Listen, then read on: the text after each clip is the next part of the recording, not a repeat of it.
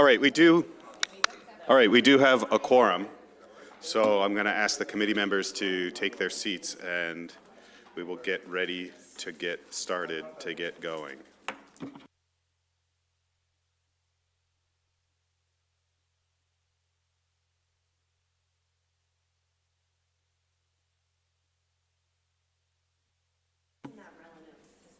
Okay. Noting the hour and the presence of a quorum, I call the Acton-Boxborough Regional School Committee to order. Members of the public who wish to watch the meeting may do so online and may use ActonTV's YouTube channel found at the top of our agenda. As always, this meeting is being recorded and will be posted on ActonTV's website at actontv.org. I will point out that since today is Leap Day, we figured we'd add an extra day and an extra meeting to our agenda, so thank you to those who decided to come on Leap Day to our Leap Day meeting. This looks to be a pretty quick agenda tonight. We did add this primarily because we knew that we had a lot of budget topics to get through leading up to this. We're making our transition from discussing the A budget, which we voted at our last meeting, to reviewing our B budget, just so that we are prepared should the override fail. So that was really the point of this meeting, and to just give us some more space in this time of the year where we've got a lot of things going on. So first up on our agenda is public participation. Per our school committee policy BEDH, members of the public are invited to speak for up to 3 minutes. With the exception of the budget presentation later, public's participation will only take place at this time during our meeting. Speakers must be recognized by the chair before speaking, and the committee does not typically respond to comments during public participation. So as I get the timer set up on my watch, is there anybody from the public who wishes to speak? All right, 30 seconds. I'm sorry, 3 minutes. Can we make that a little short, please? The mic turns. A question with respect to what I want to comment on is the financial update, not the budget. Would you like to hear that comment now rather than later? It's totally up to you, John. So I guess technically, if you want to discuss the budget, you can do that now or later. If it's the financial update, that's now, please. Okay, so I do want to comment about the financial update. So obviously, just as you said, there's been a tremendous focus on the budget. But once a budget is passed, then it needs to be administered and brought home through the school year. And so earlier this afternoon, I sent a note looking at the history of turnbacks in the district because, and I made this point before, you can budget a certain amount of E&D, but you're not actually using that unless your turnback is lower than the budgeted E&D. And so this is what has given rise to the period of time when E&D was built up, and that also has brought us to the current date. And so what my request is for tonight, that people spend a minute during the financial update to think about how they want to monitor expenses through the year and what role the school committee should play in helping the superintendent determine what the objective should be for net use of reserves. Thank you. Thanks, John. Any other members of the public wish to make a comment? Okay. Typically, we would have a superintendent update, but we are going to postpone that till our next meeting because that's the sort of cadence we're on. Are there any other updates, Peter, that you want to give briefly now before we head into your mid-cycle goal update? Are you just... I can sit here and talk, or I'll go. Great. Thank you.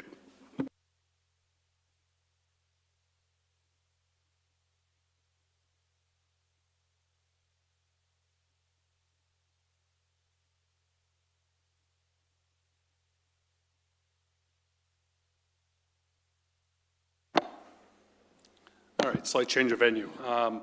So thanks, Adam. No, I'm going to skip over the superintendent's update. This was not a regularly scheduled meeting, so we're actually going to do superintendent's update next time so we keep a similar cadence with families about when we provide updates.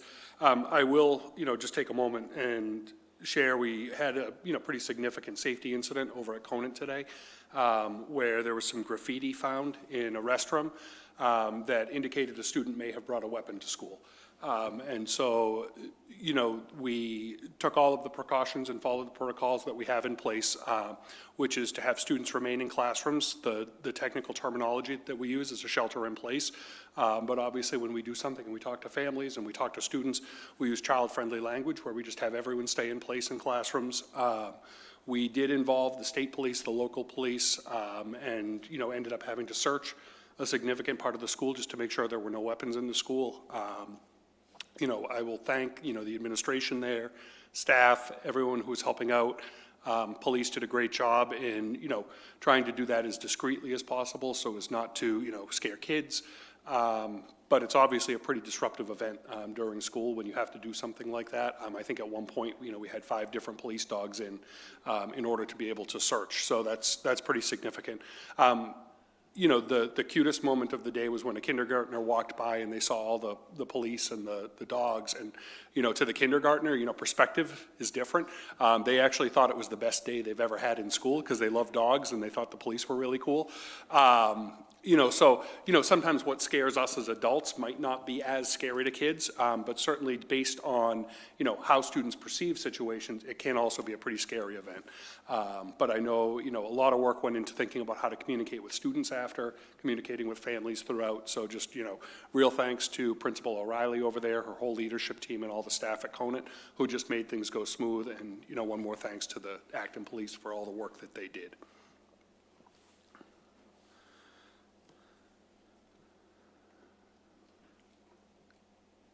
It's going to sign me out now.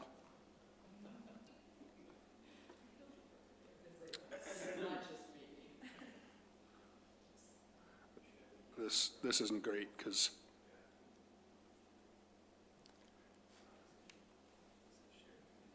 no, and I don't have my password on this computer.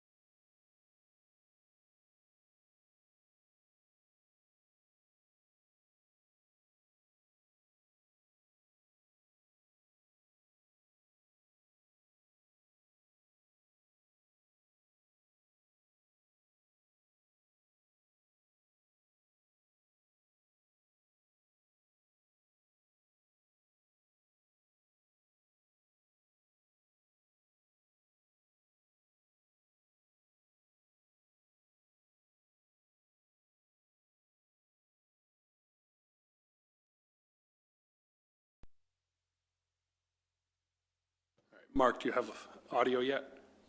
Good, okay. Great. All right, well, that was certainly exciting. Wanted to provide a bit of a mid-year goals update for you. We have been talking a lot about budget every meeting. And when you don't talk about budget, we talk about health insurance before we talk more about the budget. So this is actually hopefully just a nice opportunity to actually talk about the work we do as a district and the work all of our educators are doing, what we're trying to do as a leadership team. I will say, you know, our central office team sat down to do the update, and you have the full update in your packet. And hopefully you had a chance to read that because it has actually all the details. I'm not going to go through all of it tonight. But it was really a feel-good moment because overall we're making some really good progress this year on the things we said we would do. That leads me to believe, you know, as I've talked about in past years, I think we were taking on more than we could reasonably get to in a school year. And we had to really, you know, push ourselves to be more, I guess, constrained with what we said we could do in a given year, and we really tried to exercise that as we came into this year. But we are making pretty good progress on the goals this year. And so what I want to do tonight is just highlight, each of the goals and give you a few high-level updates as part of the slideshow. But as I said, you have the full update in your packet, and we're happy to answer any questions that you might have about those. When we set goals, we obviously are really thinking about the core values that we have as a district, and I think hopefully as you see the goals, they're very much aligned with what we want for students and the values that we have as a community. The goals this year were broken down really into two different sets of goals. One was a superintendent set of goals, which I had two different goals. We'll talk about those. And then we had 3 district-wide goals that we wanted to work toward. The superintendent's goals, one was around family and community engagement, and thinking and rethinking some of our practices around that. And then the other goal was around high-performing leadership teams. We had a number of new administrators joining us this year, including in some really key positions, and we wanted to make sure that we were taking the time early in the year to establish that team as a high-performing team so that as we went on in the year and things started to come up that were really important and difficult, we were well prepared and situated for that. So, wanted to personally improve how I was engaging and how we engaged as a district with our families and community. And so some of the critical activities that I highlighted for you early in the school year, we're bringing in someone to do an independent communications assessment of the school district to implement some communications leadership training based on that assessment, and really be able to debrief what happened with the assessment with our leadership team and understand where the opportunities were. We wanted to move toward a more family-friendly communication tool with Parent Square that improved how we were communicating, because the other one was a little bit clunky. It was hard to read. If we sent emails to families, people tried to read it on their phone. It didn't really work. People had to expand, contract, and do all sorts of contortions to get it to work. Wanted to really look at the language we were using to talk with families and make it more accessible to a broader range of stakeholders. And then think about increasing our social media and web presence. I will say, time over the last several months has been challenging. As you know, going into this year, we reduced that position for special director of special projects. That was kind of our central office person keyed in on communications. So we lost that coming into the school year, so we don't have a staff in the district just devoted to communications. It's part of everyone's job to try and work on communicating. We did complete the communications assessment with Chris Horan, and it was helpful because he highlighted some of the things that we thought we were doing, but was able to give us some proactive suggestions about increasing social media presence, thinking about the language, and he helped give us some tools to think about the language we were using and simplifying it with families. We've been able to reach out to him at different times to talk about hey, we are looking at communicating this. How can we do that in a more streamlined, thoughtful way? He had reintroduced me to Dave Cartoonan, who had done the Resource Center video for us, and he's also working on one around hate and bias speech. Actually is a pro bono work for us because he believes in it and wants to help us with that. So some really interesting connections came through that communications assessment. He then, he being Chris Horan, then followed up with our leadership team and was able to go through his assessment report, talk to school leaders and district leaders about, looking at the language we use, looking at kind of the platforms that we're trying to communicate on. We have been very focused on just trying to get budget information together and get it out. And so, we had started making some real progress around social media presence, highlighting principals during kind of our Principal Appreciation Month, trying to get more information out that way. We're posting more jobs on LinkedIn, other social media presence, making those connections. And bolstering our own social media page. We actually did some social media posts about the district goals early on that we were able to push out so that, people who didn't want to read, I don't know why they wouldn't want to read a 19-page document, but if they didn't want to read the 19-page document, could look at, 3 Instagram posts and understand at a broad level what we're working on. I have been using one of the tools that came out of that and some other work I had done. There's a book called Writing for Busy Readers that's published out of Harvard University. They actually have a free OpenAI tool for that. So I actually have I've started using that as a way of when I write a communication, I'll actually run it through that now. And the goal out of a lot of the work the book does, but then also the AI tool is, kind of on the premise that people don't have time to read lengthy things anymore. And generally, the attention span, I think, the human attention span has actually statistically gotten to a point where it's shorter than that of a goldfish. That's actually research that's been done. And so when we write, do we write in a way that people understand the meaning of what you're saying quickly?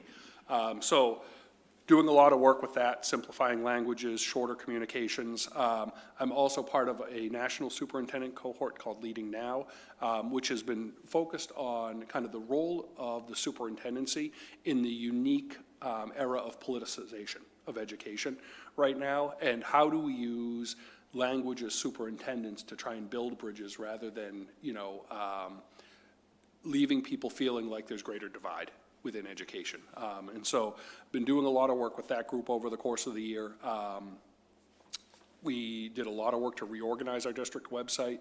We've tried to make things more prominent for people to access, updating news items a little bit more frequently. Budget page is a good example of some work we've done, trying to put all the information in one place, creating an icon front and center on the home website so people can get to the budget information without having to guess what we're thinking. So lots of little steps like that. Trying to do a combination of mediums to communicate with people. Sometimes we use video, other times it's written communications. Sometimes it's a social media post. So just thinking about the variety of what we're doing as well. So that's kind of where we're at in terms of engagement. Obviously, right now, a lot of our engagement is focused on budget communication. So the budget website has really been the focus of what I've been trying to do. Second goal was really recognizing the newness of a number of members on the leadership team. We brought in, 3 new principals. We've had a number of other new principals over the last couple of years in the district. We had some new faces in central office, all happening at the same time. So one of the things I wanted to do was, with a very new leadership team, start fresh with that leadership team and really make sure we're centering equity at the core of all of the values of that team and the work that we're trying to do. So we brought in 2 of our national seed trainers that work around the country training people around bias and anti-bias work, but we worked with them to think about the intersection of equity work and leadership functioning, because that's a really important mindset and skill to build.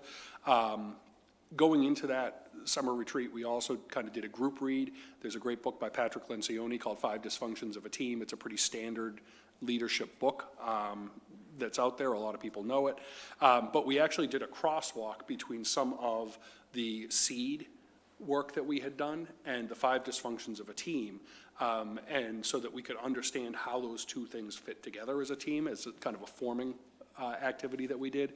We then developed a series of norms for the team that we call community agreements, but we took that a step further and then did look-fors about, if we're living this community agreement, here's what it would look like and here's what it doesn't look like, to make sure we were really being explicit with each other. And we started using some problems of practice protocols to work through situations that might arise in the district that were complicated. We had a bias incident crop up at the high school early on in the school year. We actually brought that back to the full leadership team and did a problem of practice around it, so that the whole leadership team could benefit from the dialogue, and we gained a consistency with how we worked with situations across grade levels in schools. We also have started using a book by Paul Gorski, which is case studies in, kind of social justice and equity issues, that can typically crop up in schools. And so really looking at some things in neutral ways. Some of the principals have actually been able to bring some of those case studies back with their faculty, and just really developing that work as a leadership team. One of the things I would like to do is expand the use of some of that. With the budget discussions being so intense this year, we've lost a lot of time that we might otherwise devote to some of that team building work that we know is so critical for high-performing teams. But then also, I would like to come back to and articulate for the leadership team some really clear decision-making models and protocols that we use when we reach decisions. One thing I have seen in the past is we tended to, make decisions, but then revisit those decisions 2 and 3 and 4 times.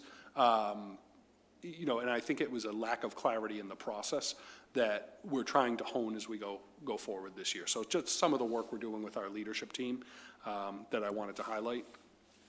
In terms of the district goals, 3 broad areas. 1 was around social emotional learning. 2 was improved learning outcomes. And 3 was culturally responsive practices.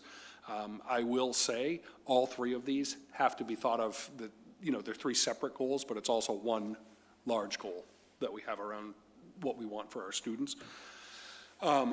So the first goal was improving social, emotional, and mental and behavioral health outcomes for students by shifting our environments, practices, and supports so that students can more effectively access learning and cultivate constructive relationships. So, we were focused on the high school and junior high about implementing and continuing to refine the advisory program. And during the course of the budget process, I've actually been sharing some of that data back with you, so I'm not necessarily going to talk about that too much at length tonight. We also articulated and provided professional learning for our elementary staff around our newly adopted CASEL frameworks and skills. That was something we had undertaken last year as a goal, if you remember, was to actually identify those CASEL frameworks. So this year now we're rolling them out with staff and making sure that they know what they are. Our curriculum teams are actually going through the CASEL frameworks and what we know is the framework for culturally responsive practice, and they're actually doing a crosswalk with our mathematics and literacy curricula to make sure that the instructional practices that we use for literacy and mathematics are integrated with the social emotional skills and culturally responsive practices. That's something that's underway now. The goal of doing that is so that teachers don't have to think about all these things as separate initiatives. Because I think we're at a point in education where the number of initiatives can seem overwhelming. But if we can really kind of hone into a number of key instructional practices that can take place in the classroom every day that span literacy, math, social emotional learning, and culturally responsive practice, that's going to really help. We also know, kind of as an aside to that, our multilingual coordinator is also working with a statewide cohort to look at the new kind of the literacy program and thinking about how we support educators in embedding multilingual strategies into the acquisition of literacy skills. So that's in process as well. We want to continue both of those latter. Those are really still sitting kind of at the curriculum team level, and they're not necessarily at the educator level right now. So that's certainly something that's in process and needs to continue to happen. Cartwheel Care has also been very successful for us. We are actually on target to use all 300 of our referrals to Cartwheel over the course of the year. That's been tremendously successful. Just as a reminder, Cartwheel, that allows us to get expedited mental health services to students and families generally within a week of a referral a student can start. They've actually extended the amount of time. They'll now go up to about 6 months of therapeutic services before they transition a student to a more long-term provider. They will help us find long-term providers for our students. They will do family consultation on certain cases to help educate families about what they could be doing at home to support students. It's been a really nice partnership. They come back with good data. They report back to us, so we know what's going on with the program. They take feedback from us as they expand and develop. They're now in about 50 schools. We were the first school district that ever signed on with them. So clearly it's been a successful model for them, and we're proud that we kind of got in early with them. In terms of, kind of improving learning, we had originally phrased it as, literacy and mathematics outcomes.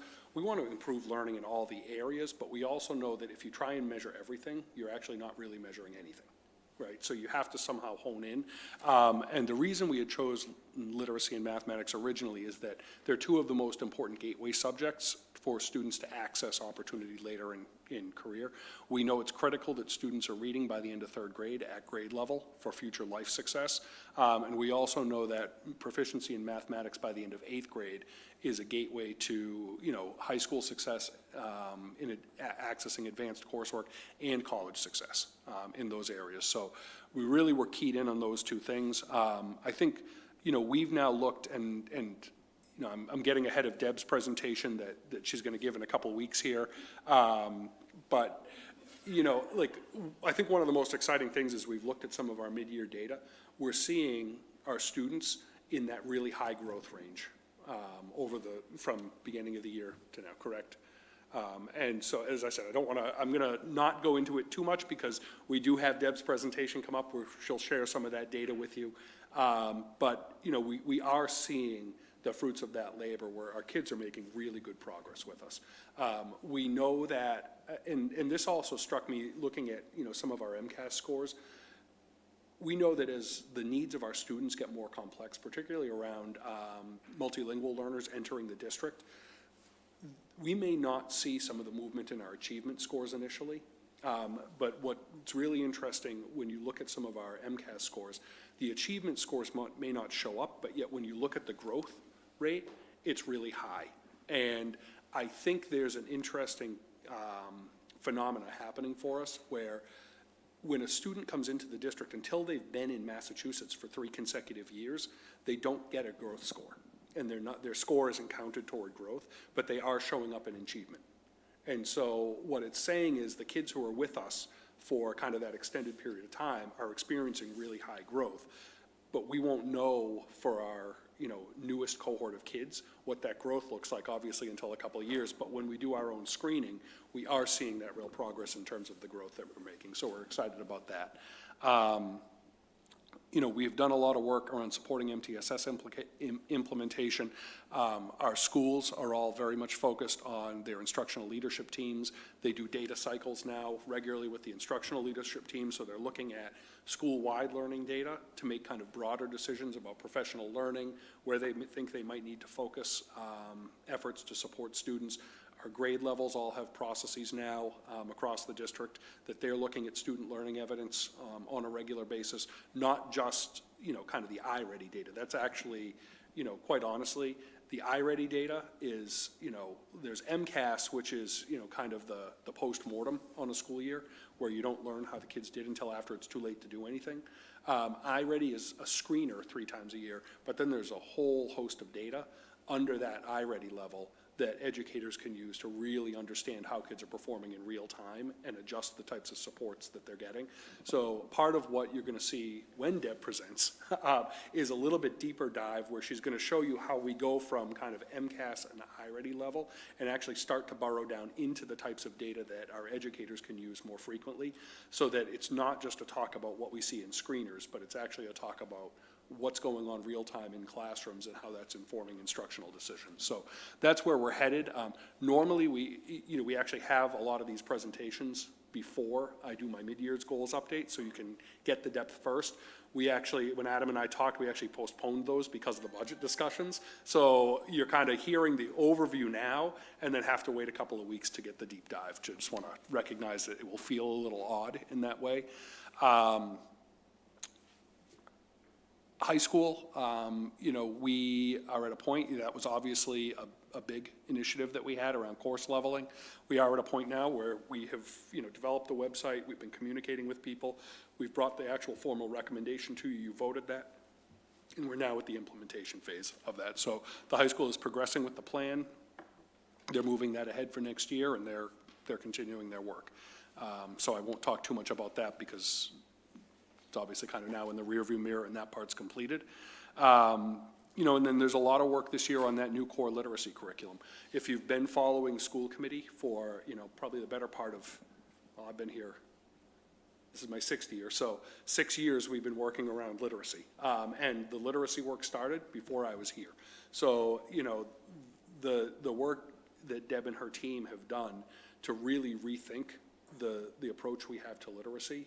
You're reading it now in the Globe as communities become really upset that they don't have evidence-based literacy programs and what that looks like for kids, and you're hearing more now about families who do feel left behind by that. That's not us. And I think I'm really proud to say that the work that our educators have done, that Deb and her team have done to make sure that we're in the forefront of that work has been great.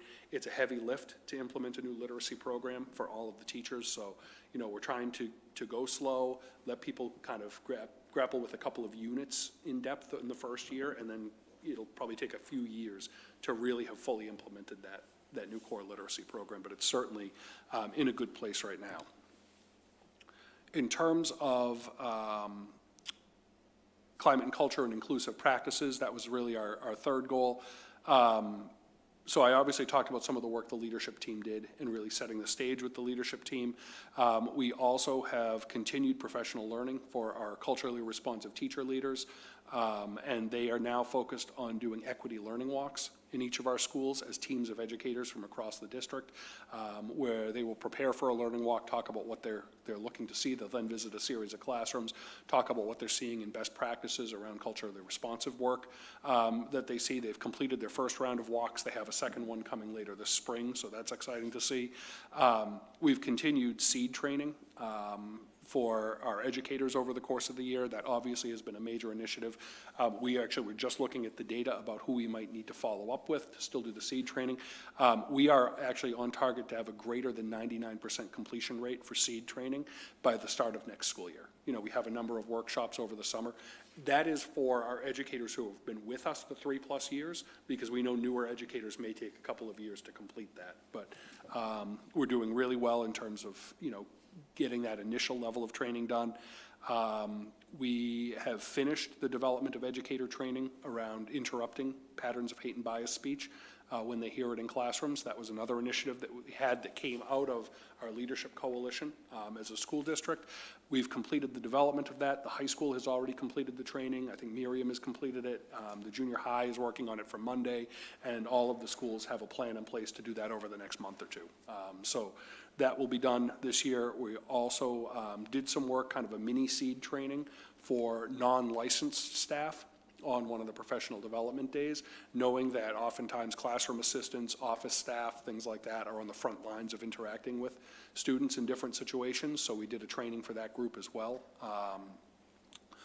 We want to make sure that by the end of the year we do complete the hate and bias speech and training around interrupting things as they occur. We are in the process now of working with the Leadership Coalition to revise the protocols around how we respond to hate and bias incidents on the administrative side of things. We got some great feedback from them the other night. We were just working on this in some small groups to get feedback. We'll be incorporating that and bringing that back for a couple of revisions before the end of this school year. And we're working to continue, we're entering recruitment season. Even though we're in a tough budget season, we will still need to hire staff. So, you know, we've done some work around expanding the pipeline to try and recruit more staff of color into the school district and expand the diversity of our staff. So, you know, certainly happy to answer questions about that, but I wanted to just at least do the high-level overview of that. I'll pause.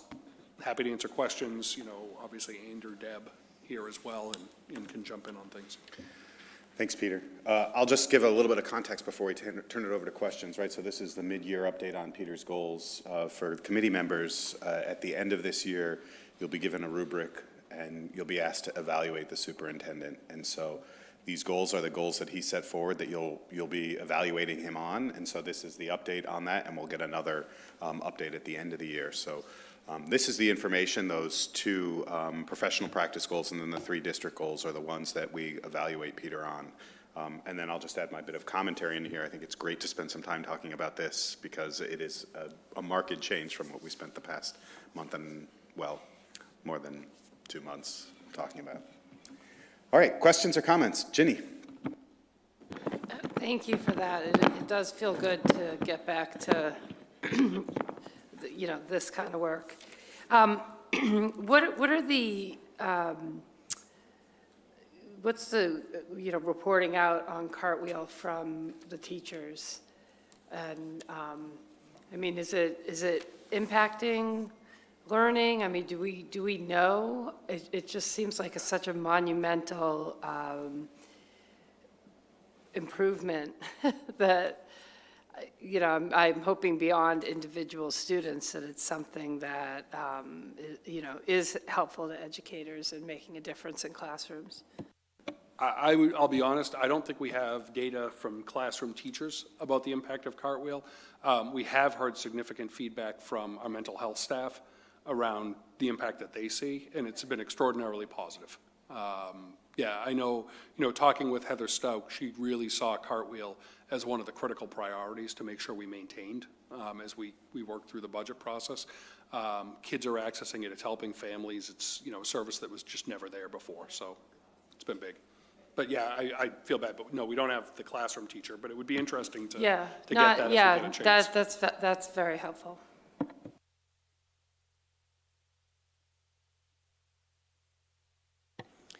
Peter, thank you again for the midterm report and nice midterm review. I am curious if you could talk a little bit more about, I know we have been talking about budget, but the impact of the budget and budget issues in our student experience, particularly with regard to staffing and resource issues. Have you seen any impact into the way that we've had to react in the lives of our students? In the current year or looking ahead? Well, current year right now. Yeah, I mean, I think, you know, one of the challenges we've had, obviously, you know, especially as health insurance became a real critical challenge and some of the costs around special ed, we have had to freeze the budget. And we've had our budget frozen for, you know, much of this school year. We have continued to tell, you know, principals and staff that if they need something, we're going to purchase it. But any purchases do require prior approval, so I think everyone in the district knows we're having to really be tight with things. And so there certainly has been an impact on kids that way, because I think people are trying to be pretty frugal right now to make sure that we can, you know, land with a positive balance at the end of the year.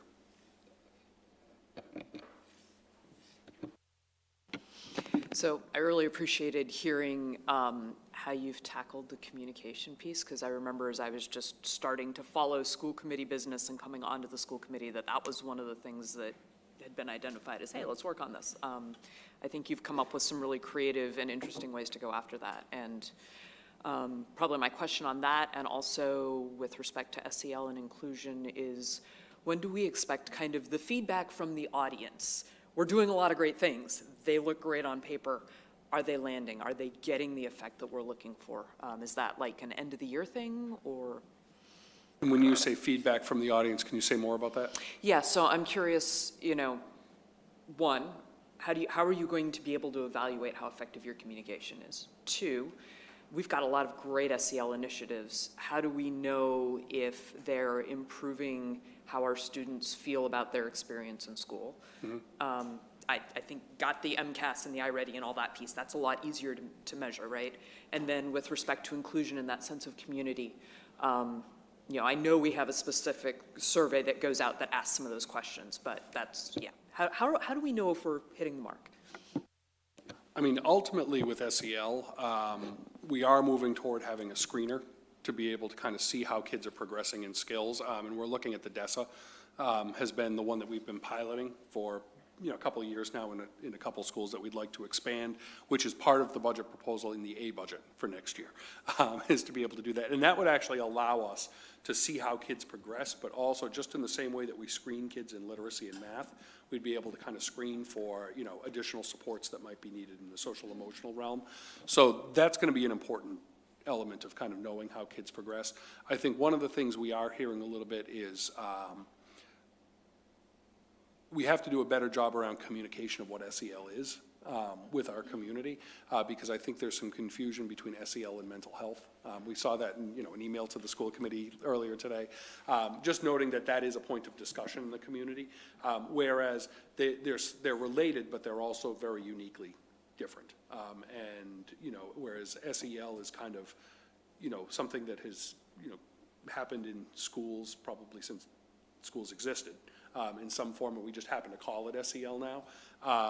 You know, mental health is a very unique need, and behavioral health similarly. So what's similar, what's different, what's the role of an educator, what's the role of a counselor? Those are, I think, important things to think about communicating. In terms, you asked a second part of the question around how are we going to know the communication and how are we evaluating that? I'm going to be honest, I wish I could tell you that we had time to do a lot of different surveys or things like that with families. I just don't see that happening this year. You know, right now, it's really all about trying to get the word out around budget and, you know, focusing on that. So I want to be realistic in what I commit to.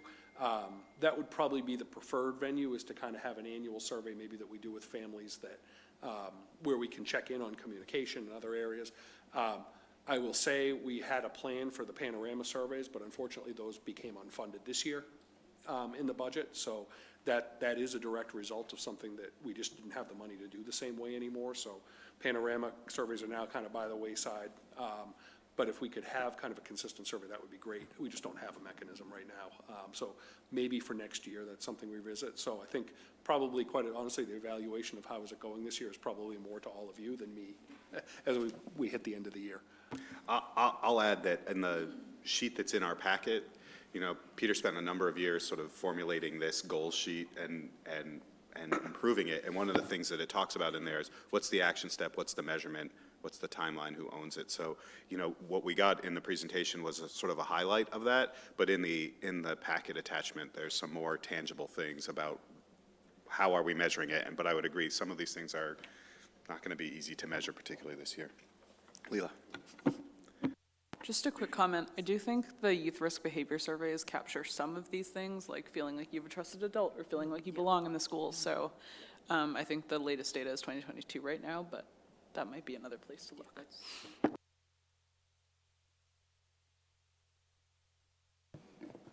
Thank you, Peter. I just have a question regarding the hiring, the effort to hire diverse staff.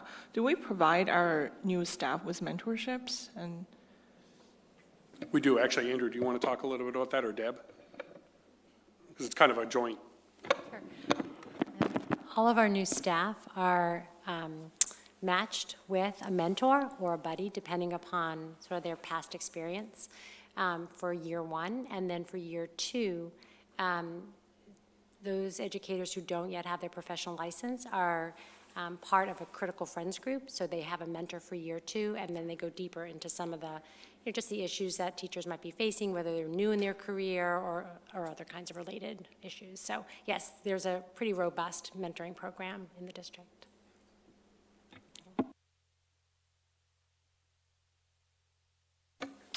Yeah, you know, in addition to the mentoring program that Deb mentioned, we have over the past few years tried to implement some other measures of support and sort of peer-to-peer engagement.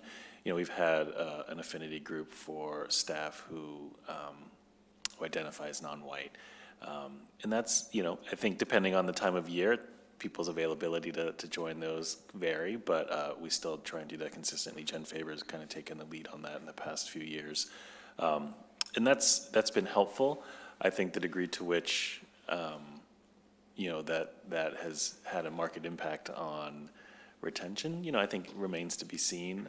And then certainly just simply as an opportunity to find opportunities to connect and engage with others is a nice thing, but the degree to which that's going to help us sort of move forward is still a work in progress.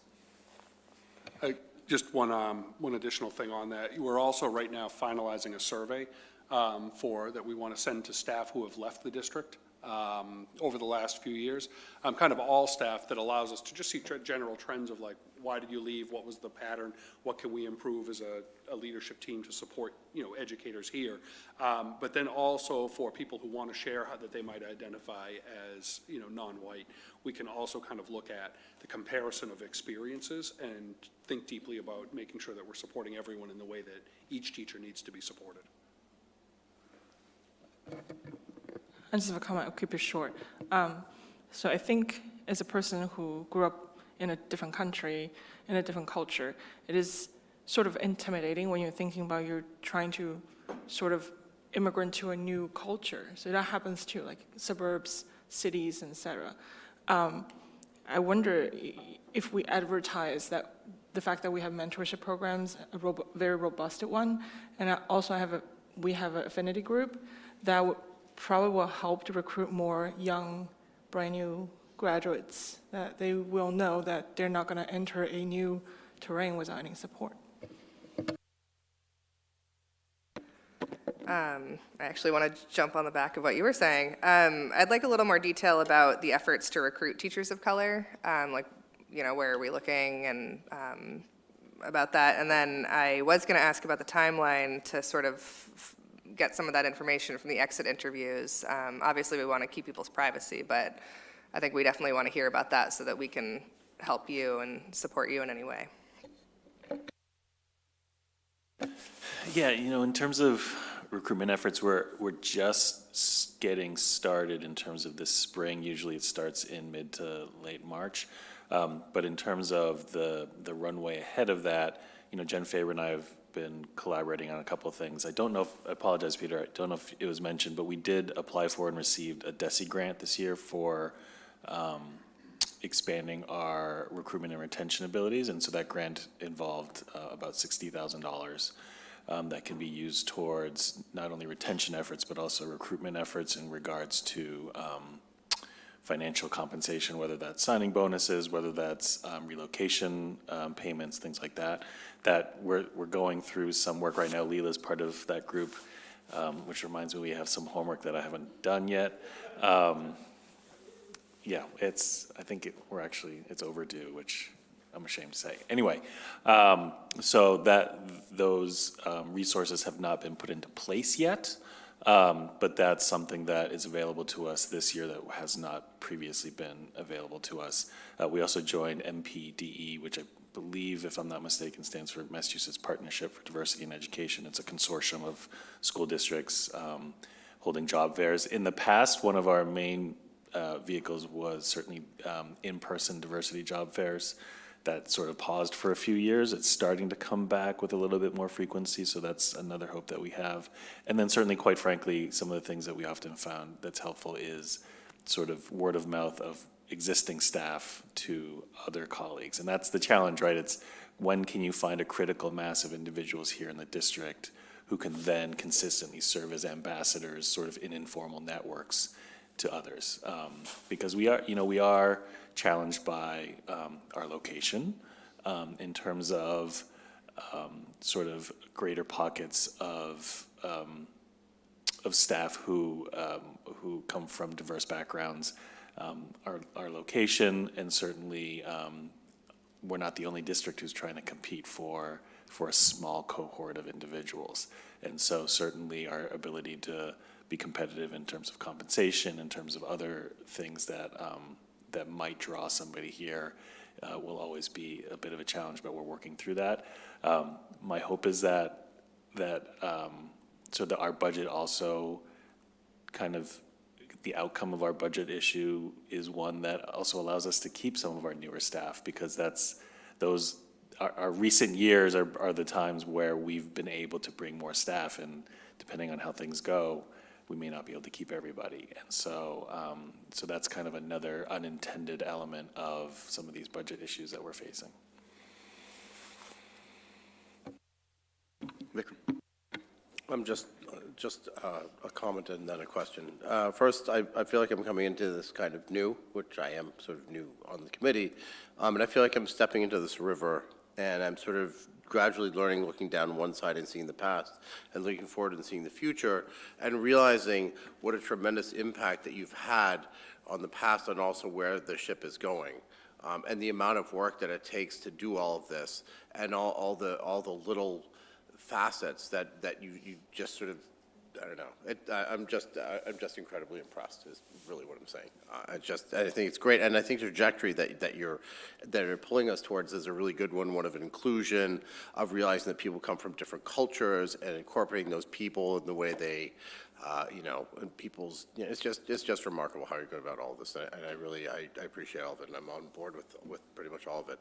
My question is the recruiting of BIPOC people. It's kind of hard to say that we want to do that on one hand, but on the other thing, whether it's A or B, we're cutting either a little bit or a lot. So how are they going to be bringing on new people when people are sort of frightened by the fact that, 40 positions are gone and now more positions are going to be gone? I think that's a frightening thing. And you mentioned, Andrew, like location, but then that, on top of, well, maybe you'll be here for 1 year, but the next year there might be more cuts, and then you might then be let go again. That's a frightening thing. I mean, I know some people are actually interested in people of color who are interested in coming to this district, because it seems that they're incentivized to do so, but that's kind of a frightening thing to see what's going on. So how's that addressed? Or is it sort of a larger thing of once we get beyond this financial thing to then sort of focus on that even more? I mean, the fact that that is even a thing is very refreshing to hear in the first place. Thank you. I would say, certainly financial instability is always cause for concern for people because, educators coming into, if they're in another district now and maybe have professional status, they're much less likely to want to go to a district that has some financial concerns because there's an uncertainty there for their families. So that's going to be a challenge for us. I think even with the financial concerns we have, we know in any scenario, we're still going to have to hire some positions, because there's a vacancy that we just, you can't slide someone else into because of the unique certification or credentials that you need for someone.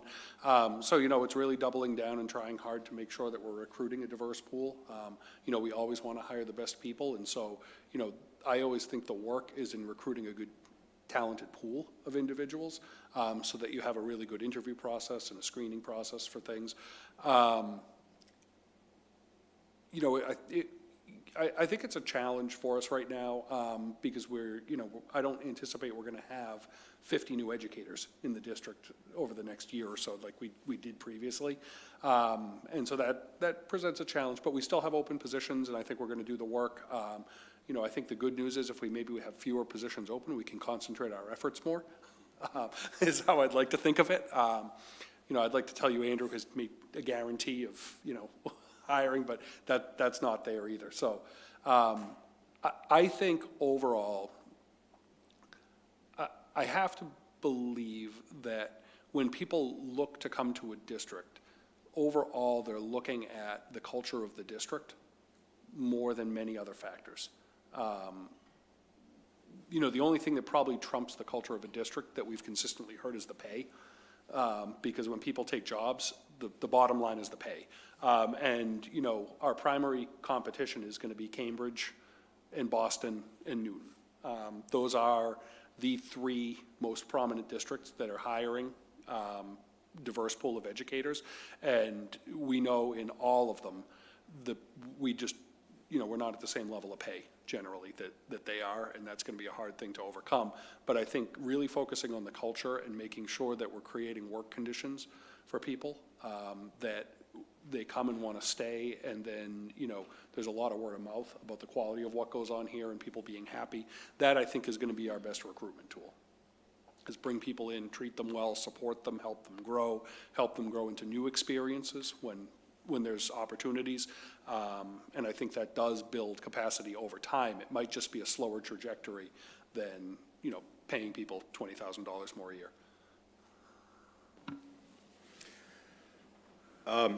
I just have a comment and a question. I think, again, it's great to be able to see the work that's actually been going on in the first half of the year while all this other stuff around budget has been happening. And I really appreciate the fact that we've become really specific in the goals that we're working on for this year. They're very digestible, but they're still meaningful. The thing that I wonder about is particularly with the thinning of the support and administration that we've had at the central office, combined with the work that we've had to do to support our budget, how much depth are we losing in that very narrow set of goals that we have? So, the idea would have been originally, we felt like we were spreading ourselves too thin, we were doing too many things. So now we've come narrower.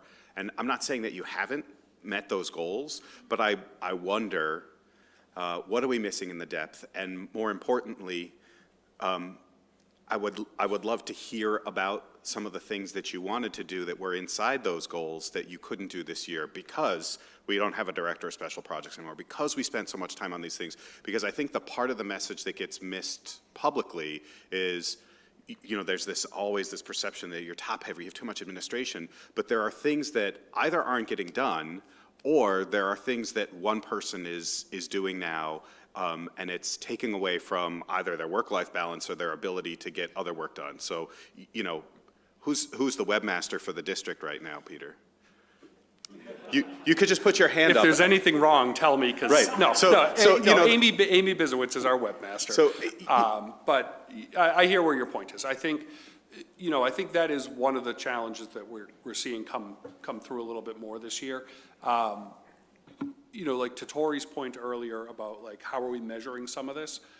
We are not a Fortune 500 company that has an entire staff of data analysts. We actually don't have any data analysts at the district level to, send out surveys, pull the data together, think about how to present that in a manner that people can digest and make sense. I think, the former role that Andrew was in with Director of Special Projects, was really split in two ways. Part was around developing surveys and collecting data and presenting that to leaders in a way that could be used. The other part was around communications.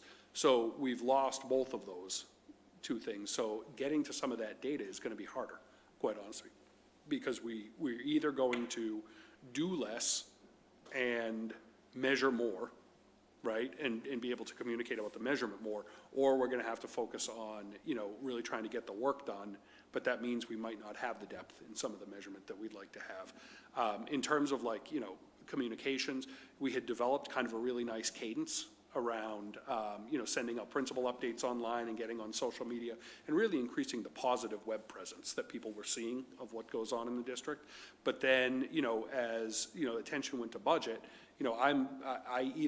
typically the website, a lot of the big updates on the back end of the website are through the tech department. And Amy Biz is the person who does that for us, but she also has responsibility over the entire tech department.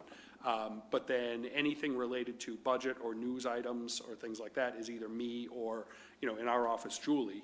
But she's also, where we had, a separate admin assistant for the school committee and a separate admin assistant for the superintendent. Now it's one person who does both.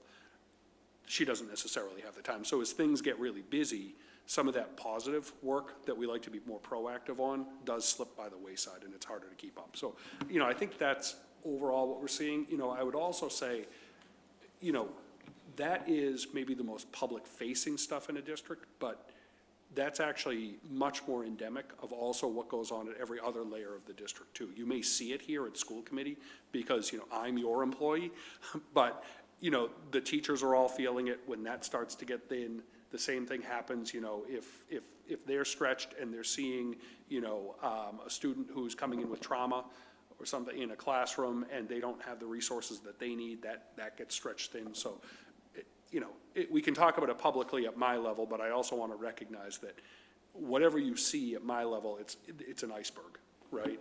And usually more is brewing below the surface than you just see at the tip. And I think my point is that I think it will be helpful as you prepare the year-end sort of wrap-up of goals, like you usually do in your own self-evaluation, to be really honest about that, because from our view and from the public's view, things are going well, and we're going to have a great list of goals that we're going to report on that are going well, but I think we need to balance that against what it took to do that or what fell to the wayside. And then the one last comment that I'll have, which it's back to the budget, because I'm looking at what you're talking about there and some of our key goals around implementing SEL into the math and literacy, and that was the key to doing that was around curriculum coordinators. And next year we have one generalist. And so I think we need to be very vocal about tying those things together.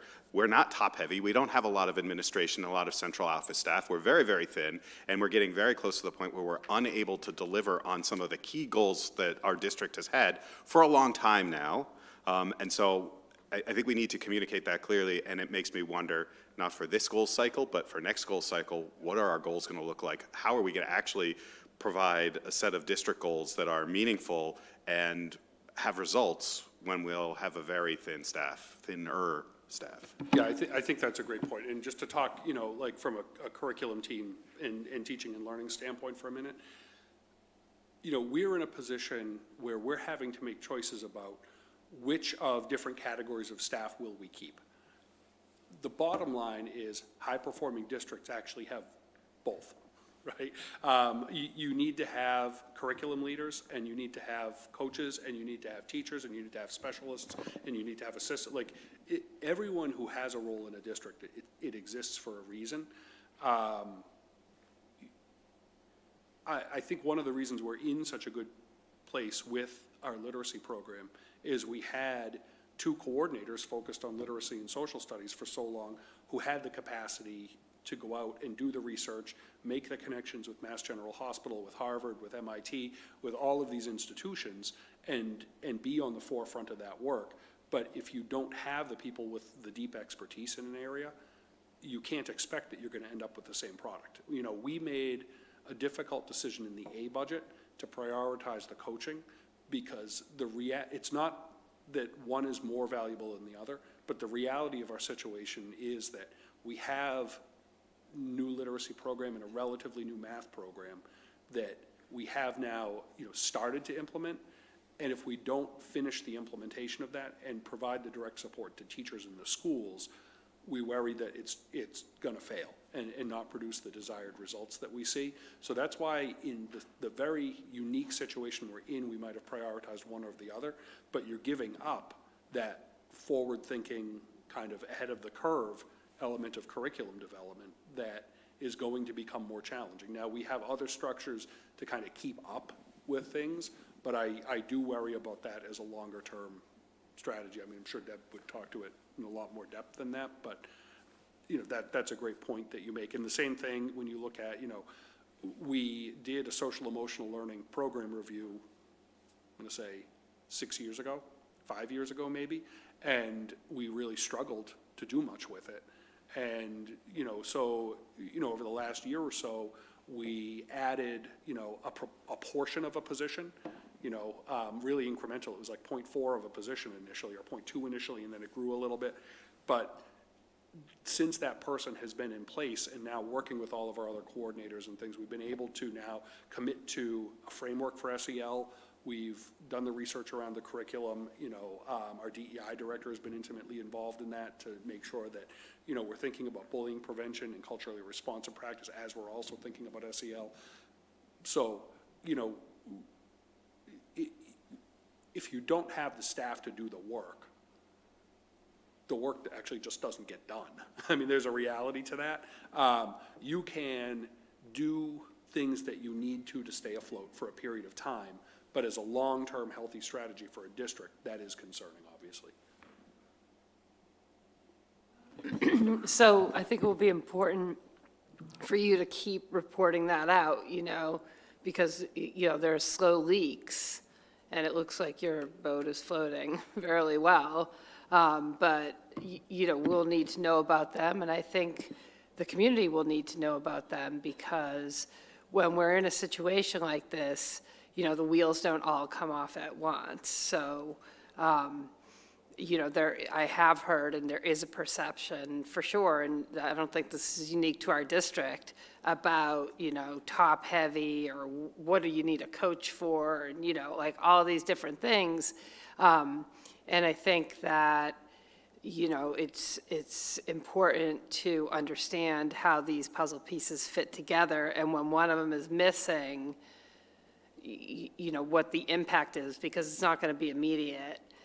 So people aren't going to see it right away, and, we don't want to, be lulled into a sense that everything is fine, because I think that, this kind of thing tends to happen in waves, and, once the impact is seen, it's a years-long process till you get there, that seems to take people by surprise every time, even though, making these cuts is, I think should signal danger. But thank you. All right. Thank you, Peter. We're going to move on to our FY24 finance update. Sheri had a memo in the packet for us, and you've got some slides as well.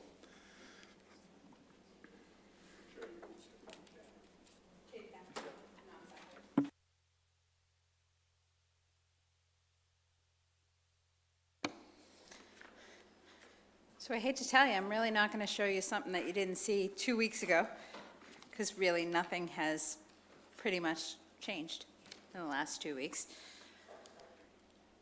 So the first slide, if we're going over the quarter two, sorry, this is going to bring you through December 31st of this past year. So the first slide, it's basically talking about our projected E&D reserves. So if we start with what we were certified with on July 1st in 2023, we were certified at 2.77 million. Then we look from it changed a little bit from the first quarter to the second quarter. I think the first quarter, I think it was like 374 or 354 we were projecting. Looking at where we've come in with some of our interest, it's actually come in a little higher than we even projected. So we're estimating about 419,000 left over in revenues at the end of the year. If you take what we have certified, you add in the 419, then you have to take away the 1.375 that we use to offset this year's budget. And then we're still anticipating that we're going to have to dip more into E&D to cover the health insurance cost.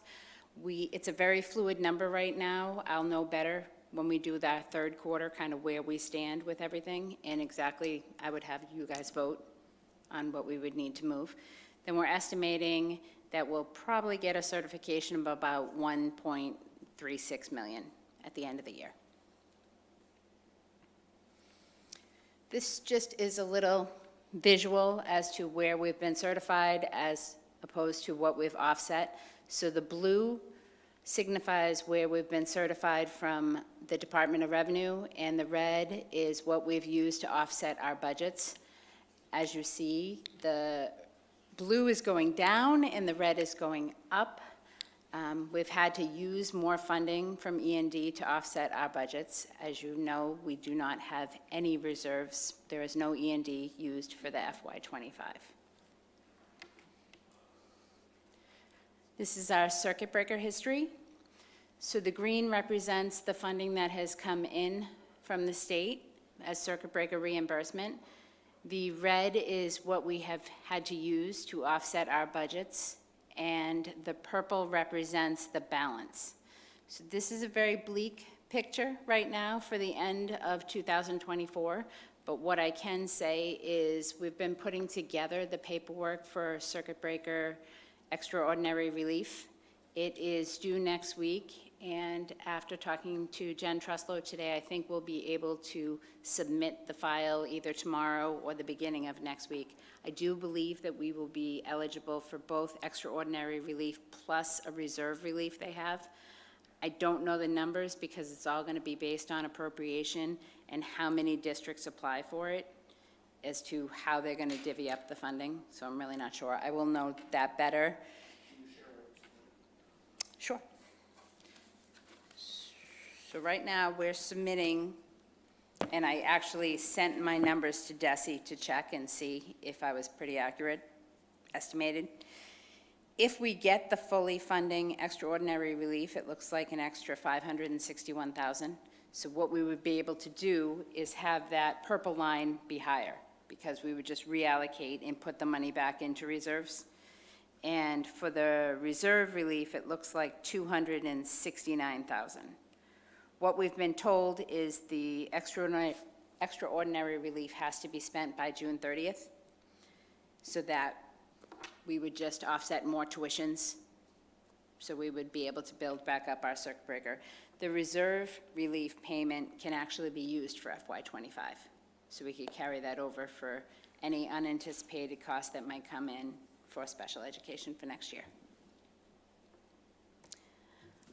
The next two slides, this is actually our general fund balances as of December 31st. I did it by admin code. So there is more information on what's going to go on the website, and it was in your packets, like all the actual numbers.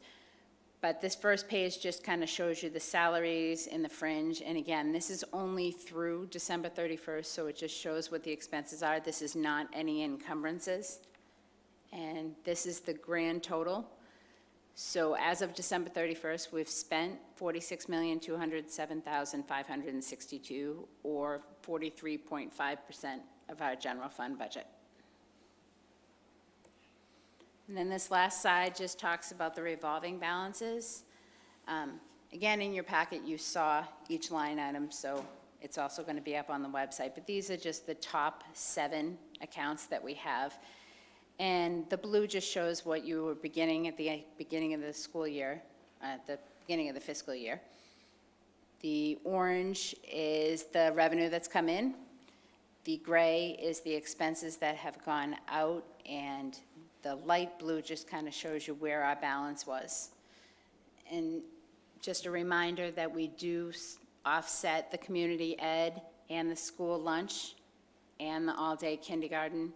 Those funds that come in offset a lot of, the school lunch and the community ed offsets some utilities, and all-day kindergarten obviously offsets salaries.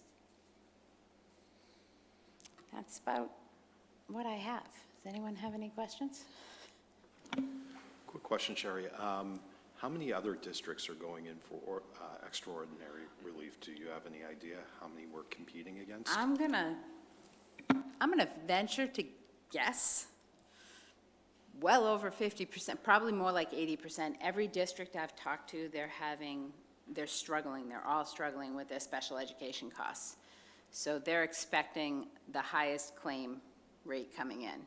It's a lot of work to put together, and I absolutely appreciate Jen's department for doing what they're doing, because they have to put a whole entire circuit breaker file together in order to apply for this. And we have to estimate our costs for the rest of this year in order to do it. And then she'll have to do it again in May when we actually have to do it too. And DESE is the one who makes the final decision on? There's a whole formula as to whether you're eligible. So for the extraordinary relief, you have to have 20%, 25% higher cost than the net claims that you had last year.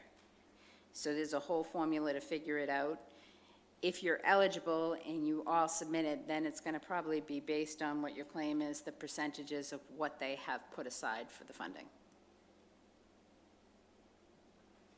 So is this additional circuit breaker, or is this just getting what we would get earlier? No, it's additional. It's additional, okay, cool. It's additional. We like more money.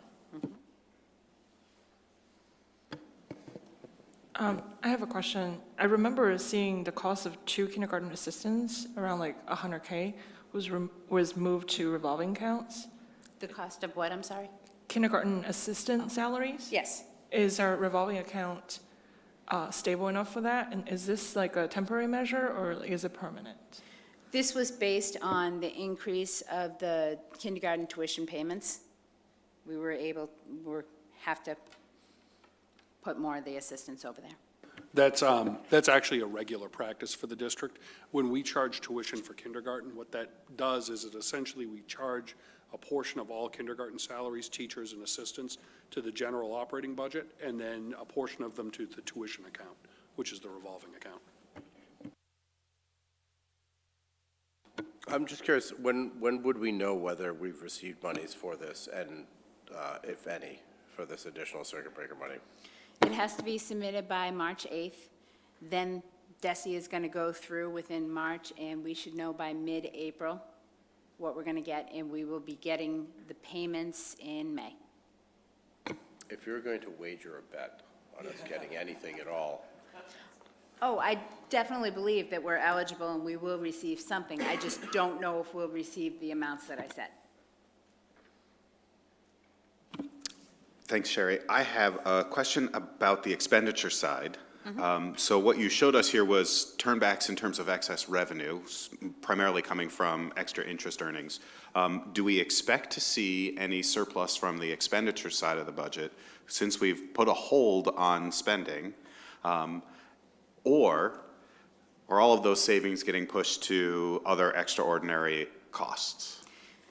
So any savings we'd have had, most of them have gone towards health insurance and the piece that we didn't take from circuit breaker for special education or transportation. The reason why I held off on the fluid number of the 450, that's to get us to zero. So I don't think I'm being pretty proactive. I don't think we'll need the whole 450. I just don't know what we're going to need.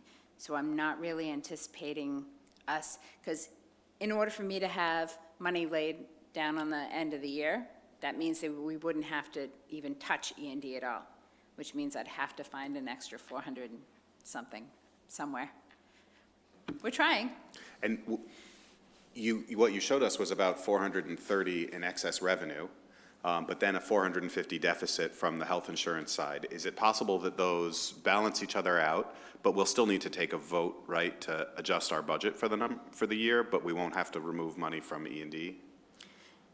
You cannot have a negative expenditure at the end of the year, so the appropriation part cannot be negative. That's why we would have to vote. Yep. But it's absolutely positive, like it's possible that one could offset the other. Okay.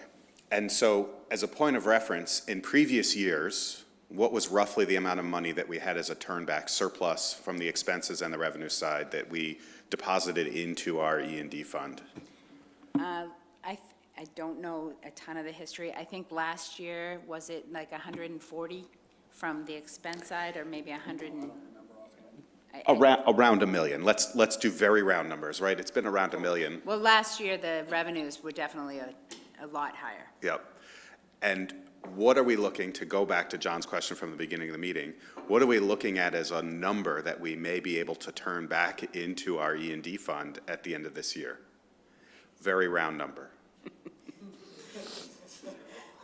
Would that be a giant a round number like a donut? Well, I could say like the revenue side, a positive 419, the expense side, a negative 419. Okay, what I'm just trying to sort of bring everybody along on the fact is that in previous years, on average, it's been around 1% of our budget, maybe a little less than 1% of our budget. We've actually been able to, through either excess revenue or cost savings, turn back into our E&D, our savings account.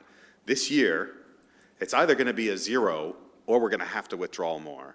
So I think it's really important to understand, where we're at even in this year's budget, and we're going into a potentially much tighter budget again for next year. So that's kind of where I just want to get everybody's mindset on this, that this big fat zero is not typical for us. We typically budget in a way, because it's dangerous, right, to land that close. We typically have a little bit of extra funding that goes into E&D each year. That's the turnback, which then, in turn, as the finance committees have been talking about, is then that money that you can use towards one-time expenses next year once you build back up your reserves. Can I just Please. add to that? I think one of the decisions, obviously, that Sheri kind of has to lead and make is the balance of turning back money into circuit breaker or E&D. Because that really is the big decision out in front. If we do get, some extraordinary relief in terms of circuit breaker, she can offset additional special ed costs to the extent she needs to use it. And that keeps us, from maybe having to use more E&D at times, right? And I know some of the finance committee members have said, well, E&D is your most flexible use of reserves. It's actually the second most flexible use of reserves. The most flexible is actually circuit breaker, because at any given point, a finance director can say, we're going to apply more of our out-of-district tuitions to circuit breaker, which frees up additional budget monies in the general fund, and it doesn't take, a vote that goes to the two select boards and things like that in order to do that. So circuit breaker probably is the more preferred fund to maybe build back initially, and then work on E&D, but it's kind of a balance. Sheri, can you talk about that a little? So basically, what it comes down to is, let's say we got 525 in extraordinary relief, and we got 269 in the reserve relief. I could take some of our tuitions that were paid from the general fund, and I can reallocate that to the circuit breaker and the reserve relief, which then frees up almost $800,000 that would be sitting there. So if we needed some E&D, we wouldn't need it anymore, because that money would be there, and then it would go to the bottom line and it would go back to E&D, but then you would have your circuit breaker at the 300 that we've estimated the whole time. So I guess that's going to be a decision that... So probably at the school committee level, it's not about which of the two accounts we have, but what's the overall reserve balance, and how are we managing that as we approach the end of the year. And that's kind of the addition of, you know, I mean, stabilization is low enough that it's not all that relevant right now, but between circuit breaker and E&D, if you kind of think of that as one larger reserve pool, that's probably a healthier, easier way to think about reserves right now. Excellent. Thank you, Sheri. Peter's back up to the table for the B budget.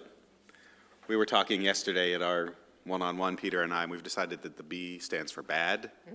It's just the bad budget. So it's important, though, I think that we go through this again and we remind everybody, while we did vote our A budget, what the reality is if we have a failed override, and what that looks like.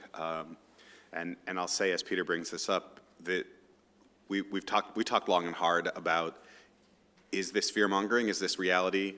Is this what we're actually going to have to do? And the answer is yes. So think about that as you see this. These are numbers that have been reviewed and vetted and vetted and reviewed, and this is the reality. All right, so I'm going to do two things tonight. One is just a refresher on where we stand with the A budget to make sure we're all clear about that. The A budget is the budget that is now the school committee's budget. You voted a preliminary A budget. It's now gone from the superintendent's budget to the school committee's budget. You know, there might be some small numbers that get honed along the way and shift, but the budget number is pretty much set. The B budget is a budget that sits in development and goes away unless there's a failed override vote. And at that point, if the override vote fails, that's the only time the B budget comes up for a vote at school committee, just to be clear. You vote the A budget, that's what moves forward, unless you don't want to, obviously, but you vote the A budget, that's what moves forward. The B budget only comes into play should the override not pass. But I think it's important that we have a plan and we know what's going to happen, because we cannot recreate a budget process starting in the middle of May and implement it by June. So just to be clear.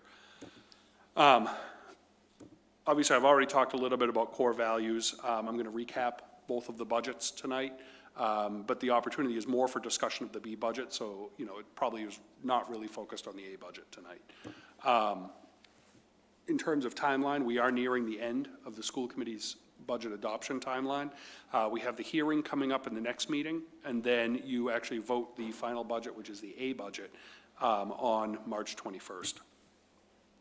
We've completed the workshop, we've completed your preliminary budget vote. We are now in the middle, we have this week off, but then we're headed to the budget hearing, and then you can see as we progress into the town meetings in May. And because Acton is moving forward with an override on the ballot, I think I saw the select board voted that the other night, so thank you to the select board. The override vote is on Tuesday, April 30th, and that is a ballot vote, and it's a majority at the ballot.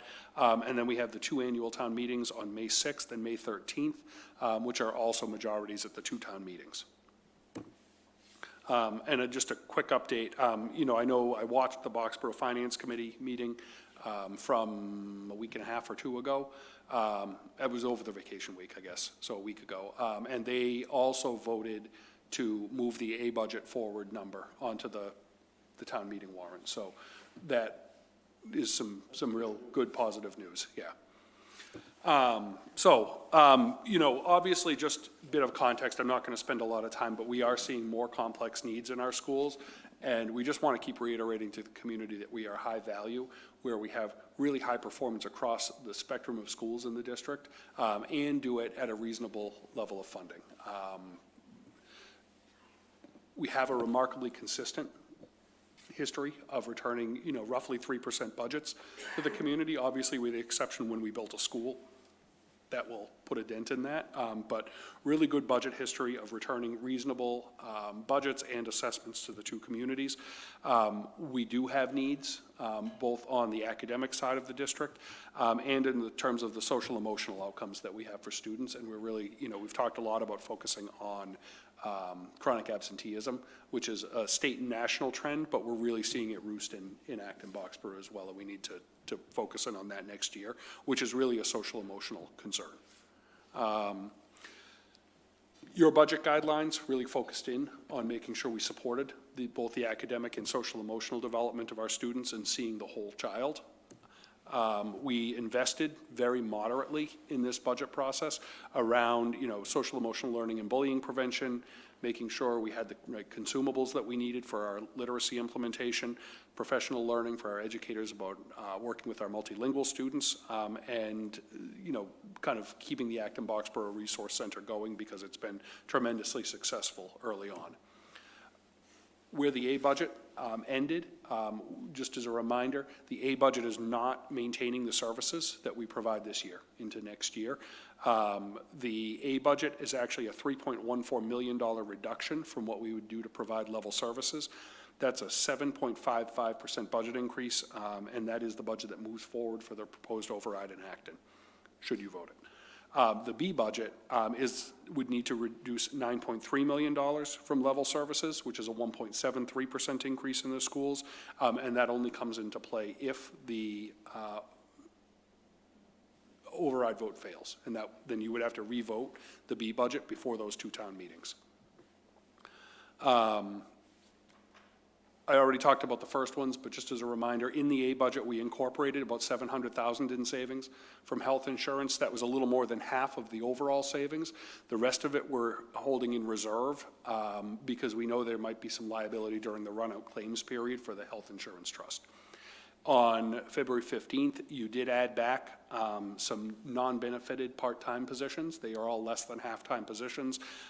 So, really to add back those 6 reading assistants and, move from, a full-time benefited library assistant back to a full-time librarian was only about a $20,000 change. So all of that total was about $133,000. And that's what's moving forward and kind of now sitting for your final budget vote on the 21st. These are the big numbers. Those resulted in about a 10% assessment to Acton and a little over a 14% assessment to Boxborough. And as I said, both of those are now moving through the Finance Committee process and headed toward town meetings. B budget.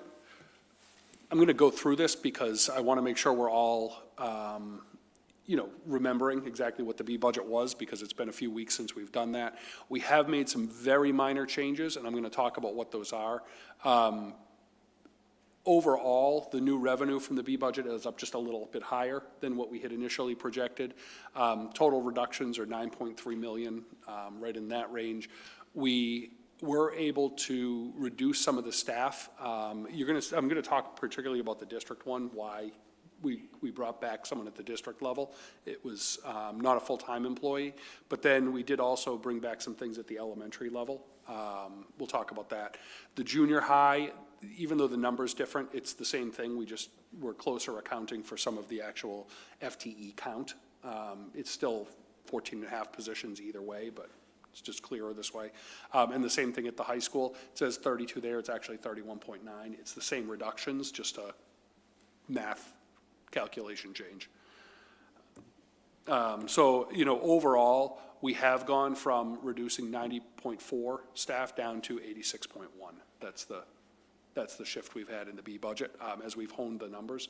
A lot of what we've done in terms of calculation, and you'll see some shifting of numbers, Sheri, now that the A budget is wrapped up, she's been able to really focus in on the B budget and, having to look at seniority lists and who might get reduced in different scenarios. But her job is to actually account for every individual staff member in the district in both budget scenarios. And so as we get more certain in scenarios, she has to actually account for real salaries and real benefits and everything else. And that does shift the numbers back and forth a little bit. So that's where you might see some changes in the big numbers. So B budget updates. We've incorporated the savings from health insurance. It doesn't come out nearly as exciting as we would hope it would on the B budget scenario for a few different reasons. I'll talk about those in a minute. What is also included in this, the 3 special education assistants at the elementary level. If you remember, we had originally reduced 6. In the A budget, we brought back 4 of them. We can't afford to bring back all of that number in the B, but we did bring back another one. So we're now sitting at 3 special ed assistants at the elementary level. The district energy manager, we actually looked what that cost. It's a .8 position for us. It's about $80,000 a year. We are waiting on certification of the first year of the Boardwalk campus's energy performance next fall. And just in that one certification is tied up in $180,000 of grant funds that we need to make sure get certified correctly. She saves us hundreds of thousands of dollars a year on energy costs, brings in more grants. She's working on federal tax credits, which if we could get approved for, you know, the geothermal system at the Boardwalk campus, could potentially be in the millions of dollars in revenue, even though it might be out a few years from now. It's one of those positions that even though it's a district position, we actually risk losing a lot more money by not having it than if we maintain the position because of the value that it adds to the district. I would hate to see us save $80,000 to lose 200, basically. That it just doesn't make sense. So that's the reason why we brought back that. I want to be really clear because most of what we tried to think about were student-facing positions. She actually is a student-facing position because she interacts with a lot of kids. She runs clubs at the high school. She works with clubs in the elementary schools. So she's pretty active. But just from the pure money standpoint, it's the right financial decision to do. What it doesn't include, though, in this budget, we were not able to bring back the positions that the school committee had last time, so those reading assistants are not in this budget. The library media specialist is not in this budget because we actually reduced more of them than even what was in the A budget. We were not able to bring back the additional elementary special educator that I had brought back in the budget previously, and one of those 2 assistants we weren't able to bring back. So, you know, we did bring back a couple of things. We weren't able to bring back some others. In terms of, like, why we brought back $700,000, and you're not going to see all $700,000 here. When we did, when we originally projected our B budget, we were still projecting under the Acton Health Insurance's rates, which means that if we reduced a staff member, the health insurance savings amount was greater. When we put in the new Maya rates into the A budget and the B budget, that actually narrowed the savings. So we're not getting as much credit in savings, which is why we're not able to add the staff back, because we didn't see that money. Some of it was also eaten up in the positions that I noted that I did bring back in this because they were already brought back around special education. And then, you know, the other thing that had come up, the elementary principals had reduced supply budgets by about $120,000 overall. We really looked at what's in their supply budgets. It's actually not realistic to reduce that amount. They would not have the money to buy the supplies they need for their schools next year if they tried to reduce that. I think it was a good idea at the time to try it, but as we test fit it, Sheri just was not comfortable doing that because we'd end up in a hole next year. So those big items account for why the $700,000 doesn't realize what feels like it should be $700,000 in savings. Sheri, is there anything else you'd add to that? We had a couple additional lane changes, too, that have happened in the last month that I had to account for, so that's just, it's a little bit, but we did have some lane changes. So a lane change is when teachers get additional credits in education, like they earn a master's degree or they earn additional credits beyond. They move up into a new part of the salary scale. So as we know about those, Sheri's also making real-time adjustments to the budget, so that's some of it as well. This is, you've seen this before, I'm not going to talk about it a lot, but this is just the high-level revenues and what we're talking about in terms of, you know, assessments to the 2 towns. I didn't update this slide at all, so, you know, the total number is slightly off, but it's close enough for what we're talking about right now. Main components of the budget, again, we didn't update this for you tonight because it's pretty darn close to what was there before, but you can see the biggest change, you know, health insurance is still high, although it's better. Part of the reason it's better, though, unfortunately, is because we've reduced so many staff in this budget. Maya is still, you know, it's not 22.8% increase, but it's still probably a 10% increase on what we're paying right now for health insurance rates. So the savings to get down to 5% is a reduction in staff. You can see the impact that reducing staff has on the salary line. That's actually a negative salary line, just to make sure we note that. And the out-of-district tuitions are pretty much where they were before. That's just a number that's not going to change.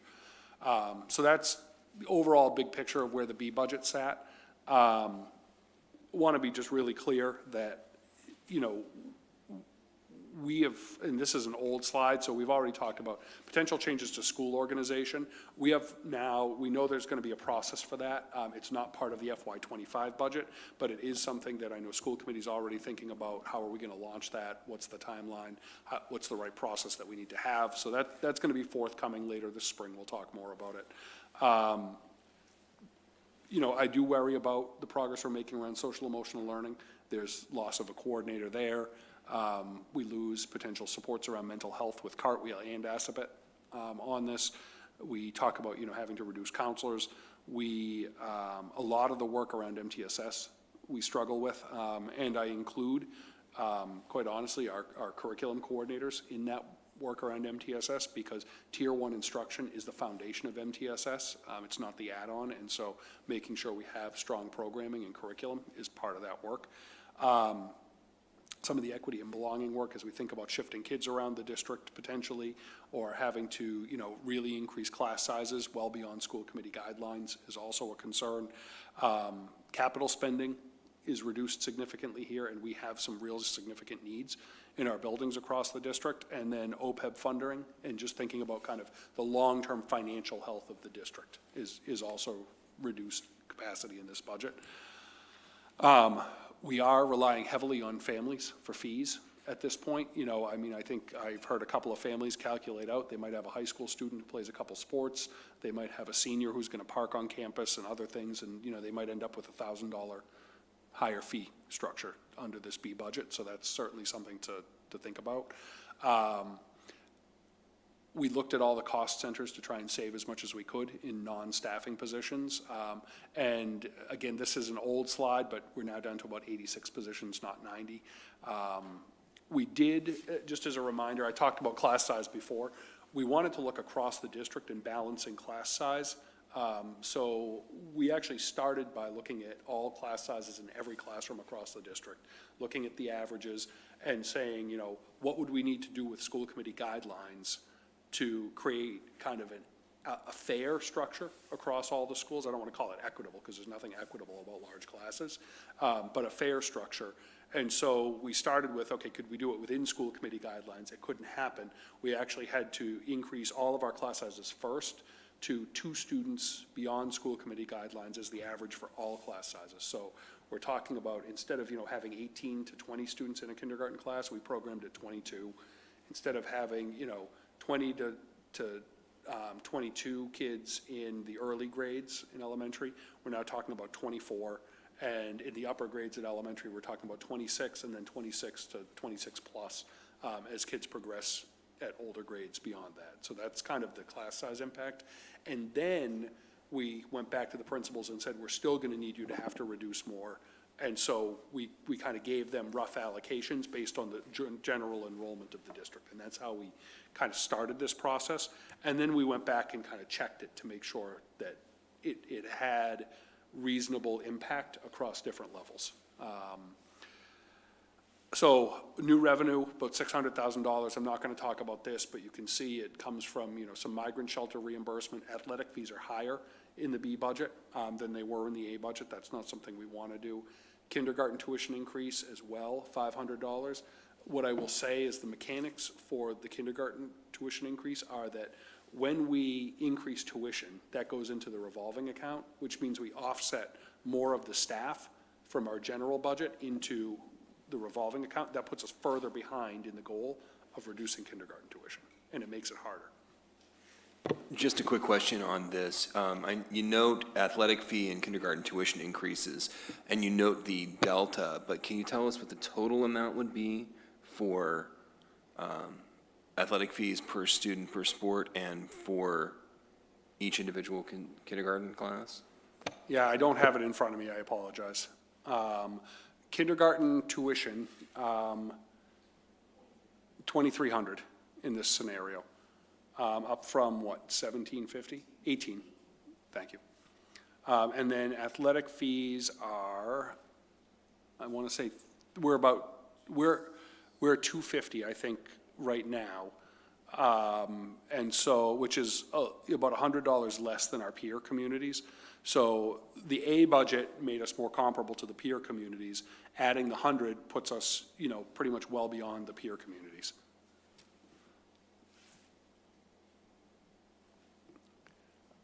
Parking fees, you know, obviously we're talking about, you know, a higher level of activity fee rather than a $50 activity fee. Now it's a $100 activity fee. Just to try and make sure we can continue to run those programs is essentially what we were trying to do. Other cost centers, this actually went up significantly. It was about 1.6 million, now it's 2.2. Health insurance is the driver there. We also, instead of, Sheri looked at how many scholarships we're giving out from kindergarten. Right now, it's really significant. And so we actually couldn't offset 4 kindergarten assistants to the revolving. It could only be 3 because she's worried that we wouldn't end up having the funds to offer the scholarships that we need to. Just as a reminder, things that are in gray were included in the A budget already, so they weren't necessarily a focus of the B, but the things that are in the darker black lettering are more specific to the B budget. So OPEB is reduced by 400,000 in this budget. You can see some of the other stipends. We've talked about some of these before as well. And then these we've also discussed as well because they were part of the A budget. In this, for programs and services, Cartwheel Care is obviously a significant one for us. We've talked a lot about the positive effects of that. The World of Difference program actually gets cut out completely in this model. We can't even run an in-house version of it because we would not have the funding for it. AB Resource Center, again, we maintain it, but a lot of it goes off to a grant, which means that that's one-time revenue, and we have to be thoughtful about what happens in the future from that. You know, personnel costs at the district office, and I apologize, the numbers at the top are not updated here. I just didn't have time to do that. But obviously, you know, we've talked about the assistant director and reducing summer registration. The big one here is the loss of an SEL mental health coordinator. And I am suggesting strongly that we bring the energy manager back because of the finance side of it. Because we have the migrant shelter grant, we are still able, actually in this version, we're actually able to keep adding that multilingual educator, so that's a very, very small win. We do, however, cut out all of our library media specialists at the elementary level, so just to be clear about that. I already talked about what we were able to bring back in special education and not, so we do lose both of the special education teachers that we had mentioned before, as well as 3 of the 6 assistants. Elementary classroom teachers, we ended up breaking out kindergarten from the other grades, and this was always kind of the plan balanced. Couple reasons. If we reduce kindergarten sections, we don't have to transfer kids to different schools for reducing a kindergarten section, whereas if you reduce anyone who's in 1st through 6th grade next year, those students might have to get transferred. And so one of our goals was to try and transfer fewer students, which is why we broke it out. But also financially, when we reduce a kindergarten section, there was a reduction of a teacher and an assistant, but also part of the salary goes to the kindergarten grant, the kindergarten revolving account. So there's a lot of financial reasons why Sheri had to break it out, but it's still 17 elementary educators. 4 of them are in kindergarten and 13 are in grades higher than that. We lose the literacy and STEAM coaches in this. The reading assistants go. Student supplies and materials, that actually comes out of this because it wasn't feasible. Talked about special ed already, and then the math specialists are also reduced in this version of a budget. And we did talk about how this would precipitate us moving somewhere between probably 180 and 220 students between schools in order to try and keep our class sizes balanced. You know, we can't put 40 students in an elementary classroom. We actually don't physically have space for it, even if it was a good idea, which it's not. You know, but we couldn't even fit the desks in a room based on the class size that we have. So there is some really, really significant elementary impact with that. We recognize that. We just don't have another way around it. I think one of the things that, we have to understand early on, there's only, when you get into massive, large-scale reductions, there's only two levers that you have beyond, restructuring health insurance. One is you either increase class size, or two is you start cutting programs. And, when we surveyed families and we talked to, families in focus groups, one of the things that was loud and clear is parents want their kids to have access to a broad range of programs. That was really important here. It's not that parents want large class sizes, but I heard over and over again that desire to keep the breadth of programming. And so in an effort to keep the breadth of programming, that meant we had to use the class size lever. And that's really why we made that decision. I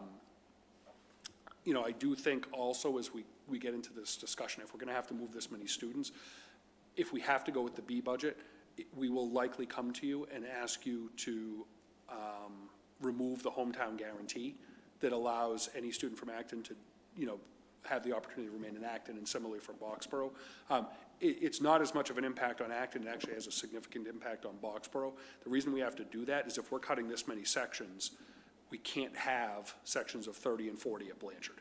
That's just not a reasonable solution. So this would also mean transferring some Boxborough students who wanted that hometown guarantee, but they'd have to probably attend school in Acton too. So just to be really transparent about that.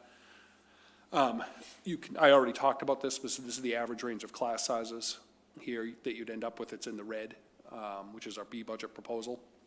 So 22 in kindergarten, 24 early grades, and 26 in the upper grades. And you can see how many sections we would reduce at each grade level to produce those numbers. That's why we got to the different number of sections.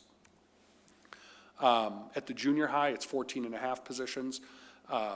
You can see, reduction of some special education assistants, a full-time Spanish teacher, part-time library media specialist, assistant principal, counselor, math teacher, science teacher, social studies teacher. This is where we reduce the whole team at the middle school. And then a math specialist, which is kind of that tier 2 level of intervention for the junior high. And then obviously, this means that one of the teams in the junior high school, the teachers teach some 7th grade sections and some 8th grade sections. It does not mean that the 7th and 8th graders are in the same class together. The 7th and 8th graders are still separate, but the teachers have that dual responsibility. So there's some complications from a teaching side. This is just sharing kind of what does, the overall class size mean on team and off team. The on-team classes are in that 23 to 26 range, but the off-team classes are 27 to 30. And then you can see the general team sizes as well. In terms of the high school, it's 31.9 positions. It's a striking number for one school, but when you look at the overall district enrollment, that's pretty balanced from what we're doing at elementary and junior high as well. There are 2 counselors in this that get reduced. It does add a part-time reading teacher that we have to have because we're seeing some students come in who are learning English at the same time. Maybe they have some broken up educational experiences that they're also trying to simultaneously learn some of the reading alongside of that. And if we don't have that, it's really setting a small population of students up for significant failure. Student programs coordinator, tried to reduce maybe some positions that don't necessarily face students as much in some of these assistants. But then we do get into, special ed assistant, star tutor, TV studio manager also actually is pretty involved in our ODP program and offering the program directly to kids. Assistant principal, and 4 English teachers, 3 social studies teachers, 2 math, 2 science, 2.2 world language teachers is pretty significant for a school to have to go through. Senior seminar teacher, so that would, I believe, effectively end that program where we're placing kids into internships. Visual arts teacher, part of a visual arts teacher, but we also need to provide electives for kids for graduation requirements. It reduces the campus monitors, so this also puts an additional burden on the high school staff where they would have to pick up duties under this, which means they're not just focused on teaching, they're also kind of out in halls supervising kids, things like that. And then a lot of this is, how we move funds around to continue student activities, but funded through the revolving accounts. Overall class sizes, I always say as a former high school principal, average doesn't mean much in a high school. When you talk about average, you might have classes that are, 3 less than this in certain places based on student, course selection, but you might also have 3 or 4 more than average for that too. So high school, it's a little harder to just understand average. So overall summary, it does reduce the 9.3 million that we need to. There is significant amount of revenue that contributes to that. 86.1 staff. All of our class sizes are 2 beyond the school committee guidelines. It ends up transferring elementary students between schools. Clearly has a significant impact on student supports, both from a mental health and academic standpoint, and our tiered system, being able to maintain that. And we're relying heavily on fees that we're charging off to families to be able to run a lot of our programs, from kindergarten all the way through athletics and parking and things like that. So here are the different budgets. I should have moved the arrow over one for you on this slide. I didn't get to that, but the number has shifted a little bit since the last number. I think it's about $5,000 more in total spending. That actually is still the same budget increase. It keeps the Acton assessment as much as it was. It did increase the Boxborough assessment. I will note, sorry, Boxborough, but it did go up 1/100th of a percentage point. I don't know, there's something in the math and rounding that drove that.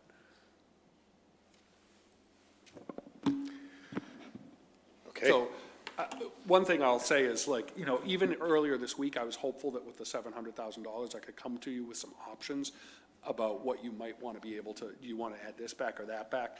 At this point, I don't have many options. This is just what we're recommending forward with the budget. You certainly, obviously, the school committee have discretion over changing some things, but I just don't, unfortunately, have options to give you. Lots of long faces in this committee right now. Yanshin, sorry. Leela, I don't know. Just to state the obvious, I don't see how we get out of this unscathed if we were to implement Budget B. But my question's around, I just want to I have a clarifying question and then a comment, or maybe another question. But am I correct that fee waivers are dependent on the qualifying for free lunch? I know we have free lunch, but it's based off of that application or that It's program. fluctuated, I think, certainly as a baseline, and traditionally, students and families who formally qualify for free and reduced lunch certainly has been a threshold that we've used. I think where possible, many schools have developed sort of a habit of not necessarily using that as a hard and fast rule, and more where it's available. If a family actually approaches us and actually is in a position where they're willing to actually publicly say to someone like a school administrator who's not close to them, I'm in need, I think we assume that for them to actually take that step, we have faith that that it's a sincere request. And so that's been our practice, and I think so far we've been able to manage that. With more scarcity, we may have to be a little bit more formal around a qualifying threshold, but that hasn't been our practice lately. Thanks, Andrew. And so my question is around, if we, and I feel like this has been asked, so I apologize, but if we've moved to free lunch kind of at the state level, do we feel like we're missing people? I mean, I know we're always missing people, right? Because there are a lot of reasons for that. But do we feel like we're missing additional people who might actually qualify, but because there's universal free meals that people just aren't going out of their way to fill out that paperwork? Yeah, we do.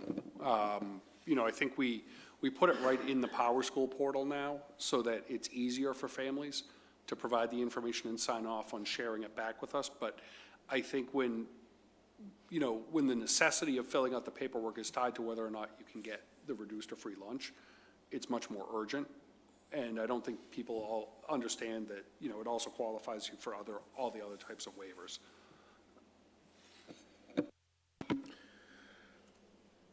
Yenshin, did you have a question, or was it just in my head? Okay, so Becca has one, then Andrew, then Vikram, and then I'll circle back around. I had a comment about class sizes and learning loss, and maybe you could provide a little bit more information on that. I know the impact can be, you know, over the course of years, like months of learning loss when class sizes go over a certain threshold. And I imagine that, you know, the biggest impact is on students who are already members of disproportionately affected communities. So I was just hoping that maybe you could add a little more to that. You know, there's some research around class sizes, and you know, I think the school committee, when it set its class size guidelines, had used some of the research. I clearly wasn't here at that point.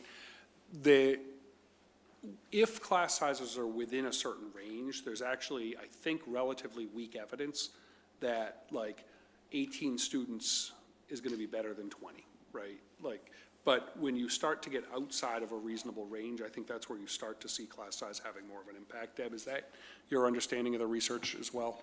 There's actually more research on the other side when you get down to like 15, where it can have a significant impact, like really much smaller class sizes. There's very little research on the other side about the negative impact of a larger class size. Yeah. I think, you know, one of the impacts of class size I worry about is we're still seeing some pretty significant student dysregulation at levels that we just never saw before the pandemic. And, you know, if one student is really struggling on a given day, it actually can impact a whole classroom of kids. And we've talked about that in here before. But if you start increasing the class sizes there and you don't have the supports to provide in the classroom too, I think I actually worry more about kind of the impact of the social, emotional, and behavioral side of that, as opposed to just purely the academics, because the two can't be separated. Because if there's a behavior going on in a classroom, it's impacting all of the academic learning of students. So that's maybe where I think we would feel it more urgently. Yeah, I think that's a really good point, that you know, the odds of that sort of happening day to day are increased by the number of students in a classroom. And, you know, I know we've had a bunch of folks either come to speak or send emails saying that, you know, class sizes were so much bigger 10, 20 years ago.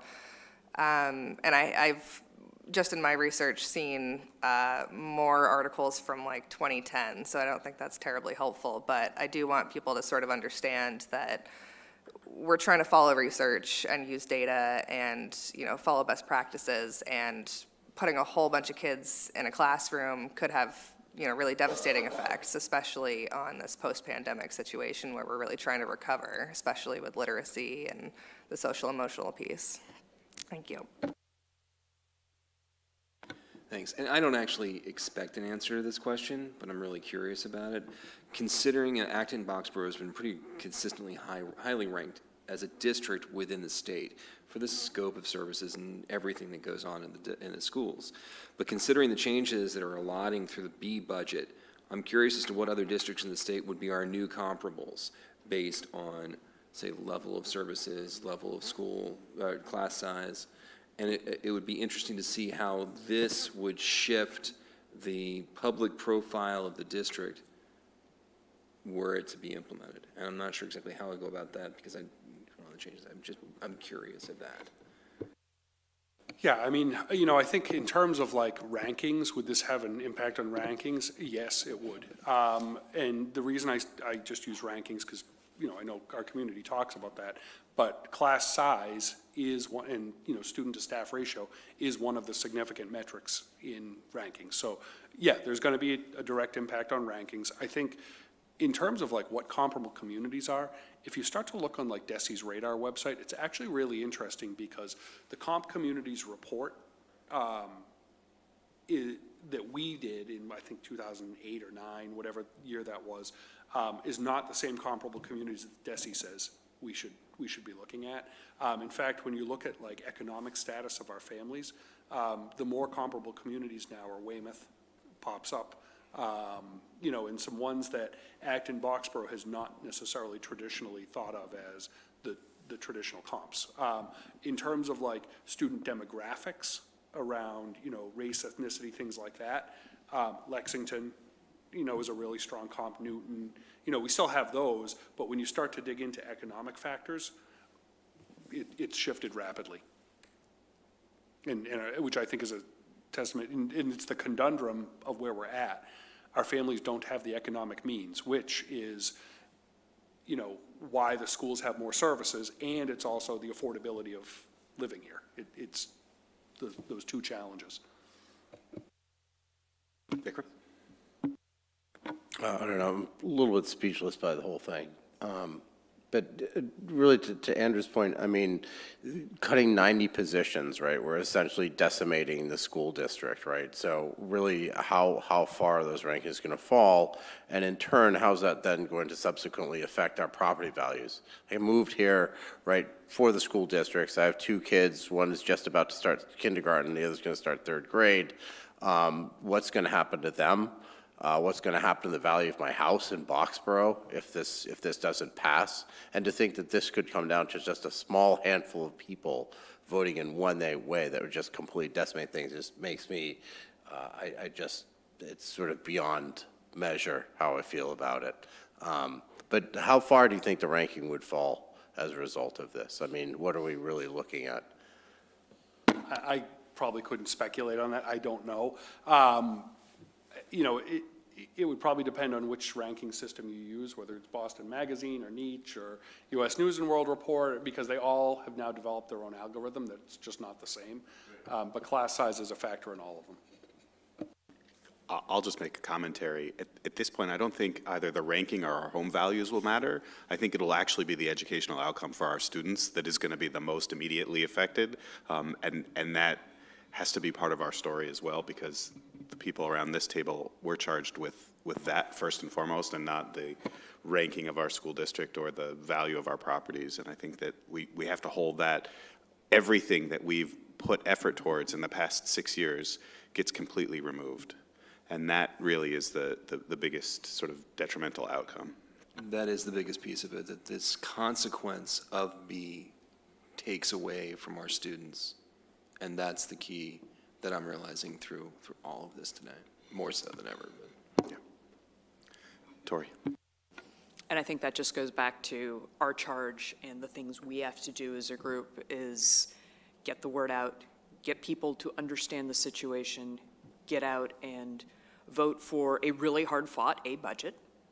We've had some really good conversations about that. We have to make that go. We can't have this happen. This is terrible. I don't like it, Peter. So yeah, that said, the one thing that jumps out at me is that I'm having a hard time wrestling on, I mean, all of it, that maybe we haven't discussed yet is, it's interesting to me as we look at where the foreign language or the world languages cuts land, the complete elimination of both Latin and Chinese programs, which, I mean, that is an interesting challenge that we offer to our students. Those are 2 completely different languages than anything you can get out of a Spanish or French study.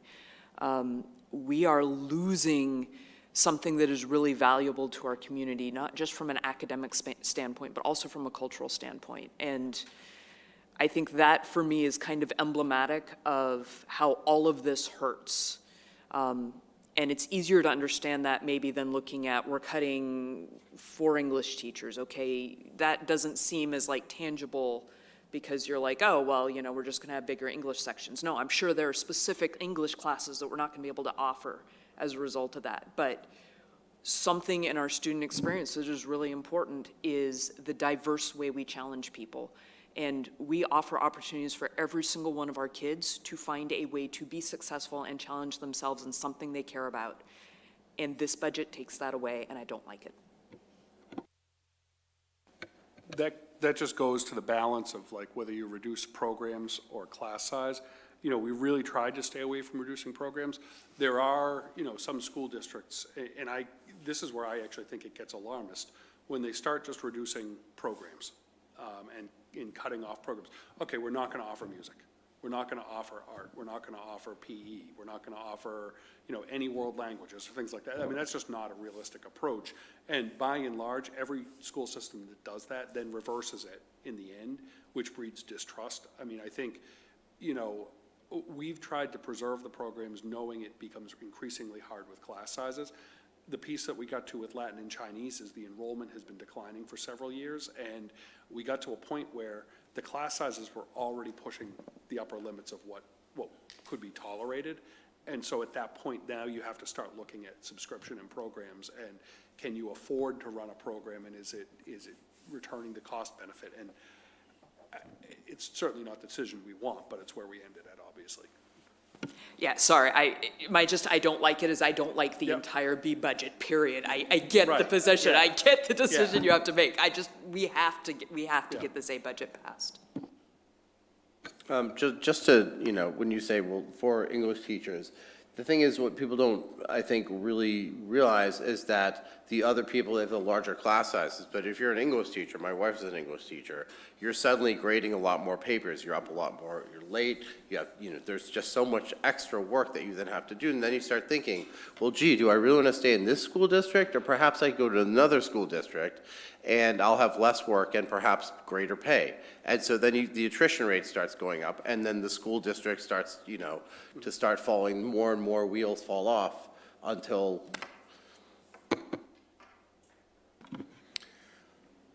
All right. Public comment and questions about this B budget. Gary. We missed you at the beginning, Gary, so if you wish to make a comment on public participation in general, I'd welcome it at this time, too. I don't think I need to. You know my message. Please change the guideline. And I apologize for not coming early. I had a capital subcommittee meeting for Boxborough. Couple questions, comments. The home rule item, when we did the regional agreement, my understanding was Boxborough was guaranteed, but I thought there was something in there about the fact that the superintendent could move students around. I don't know if it's whether that's been checked or not. Yeah, I actually looked at it earlier this year. The hometown guarantee can be changed by the school committee. So they would need to. Do they have to change the regional agreement then, or are they just? No, just vote? The regional agreement indicates the school committee can choose to end the hometown agreement. Okay. That chart's not quite accurate, just to let you know. Which part? The numbers for Boxborough. I will take a look at that. It's okay. Sheri and I already talked. Yeah, okay. I know the numbers, Great. but I just let you know that they're a little bit off. Thank you. And that's okay. We got the right numbers. I had one other thought, and then, of course, it's gone. But I really wanted to talk about the home petition, so that's good. But I also know there's a lot of Acton students at Blanchard. I also know there's Boxborough students in the Acton schools. And it's always good to cross-pollinate things, but you do what you have to do. And if the school committee can change that home rule, I think it's going to be a problem for Boxborough, by the way. Just to let you know. Hopefully, this budget does get approved. The A budget gets approved. I guess that's it. Thank you. Thanks, Gary. John. In terms of comparing the I've risen up in the world. In terms of comparing the A and the B budgets, the difference on this chart is about 6%. And obviously, the discussion of the B budget has been very much focused on positions, functions, class sizes. But I think it might also be helpful at the top level to talk about what those reductions represent in terms of percentage staff reductions in the context of this, and why it is that this 6% actually, I think those numbers are going to be bigger than the 6% that you see here because of fixed costs that contribute to the district. I don't think that came out of the presentation. Thanks, John. Any other comments from the public? Sheri. Oh, sorry. Just a couple of questions. I have to say that I'm probably asking things that have already been asked before, but one of the big concerns I think you have is losing vibrant, energized staff. And I'm wondering, with many of the most effective teachers reaching the end of their careers, has the school committee looked at offering a early buyout so the new, vibrant, energized teachers that are coming in, many of which are graduates from AB, aren't the ones who are effectively, to be very crude, on the chopping block. I don't know if that's been addressed and handled or not, and I don't necessarily need an answer, but. First of all, hi, Alan. Good to see you. Yeah, we did do a bit of a calculus. I think the challenge with early buyouts is that towards the end of a teacher's career, as you might know, the percentage that one gains in terms of their pension accelerates. So like 6%, between 1 year and the next. And so for it to really kind of keep them whole or keep them close to what they would have made, the buyout number would have to be fairly substantial in a way that would really offset some of the savings that we would get kind of in that next year. Well, you might, it would offset the savings that you would get for maybe year one or year two. Yeah. But if you're looking at a 25-year professional that's pretty much maxed out on everything and been on Supermax for 12 years, it's only going to be 1 or 2 years before all of a sudden you have a new hire that's making a certain level, and somebody who's making the max. That's a huge number. Yeah.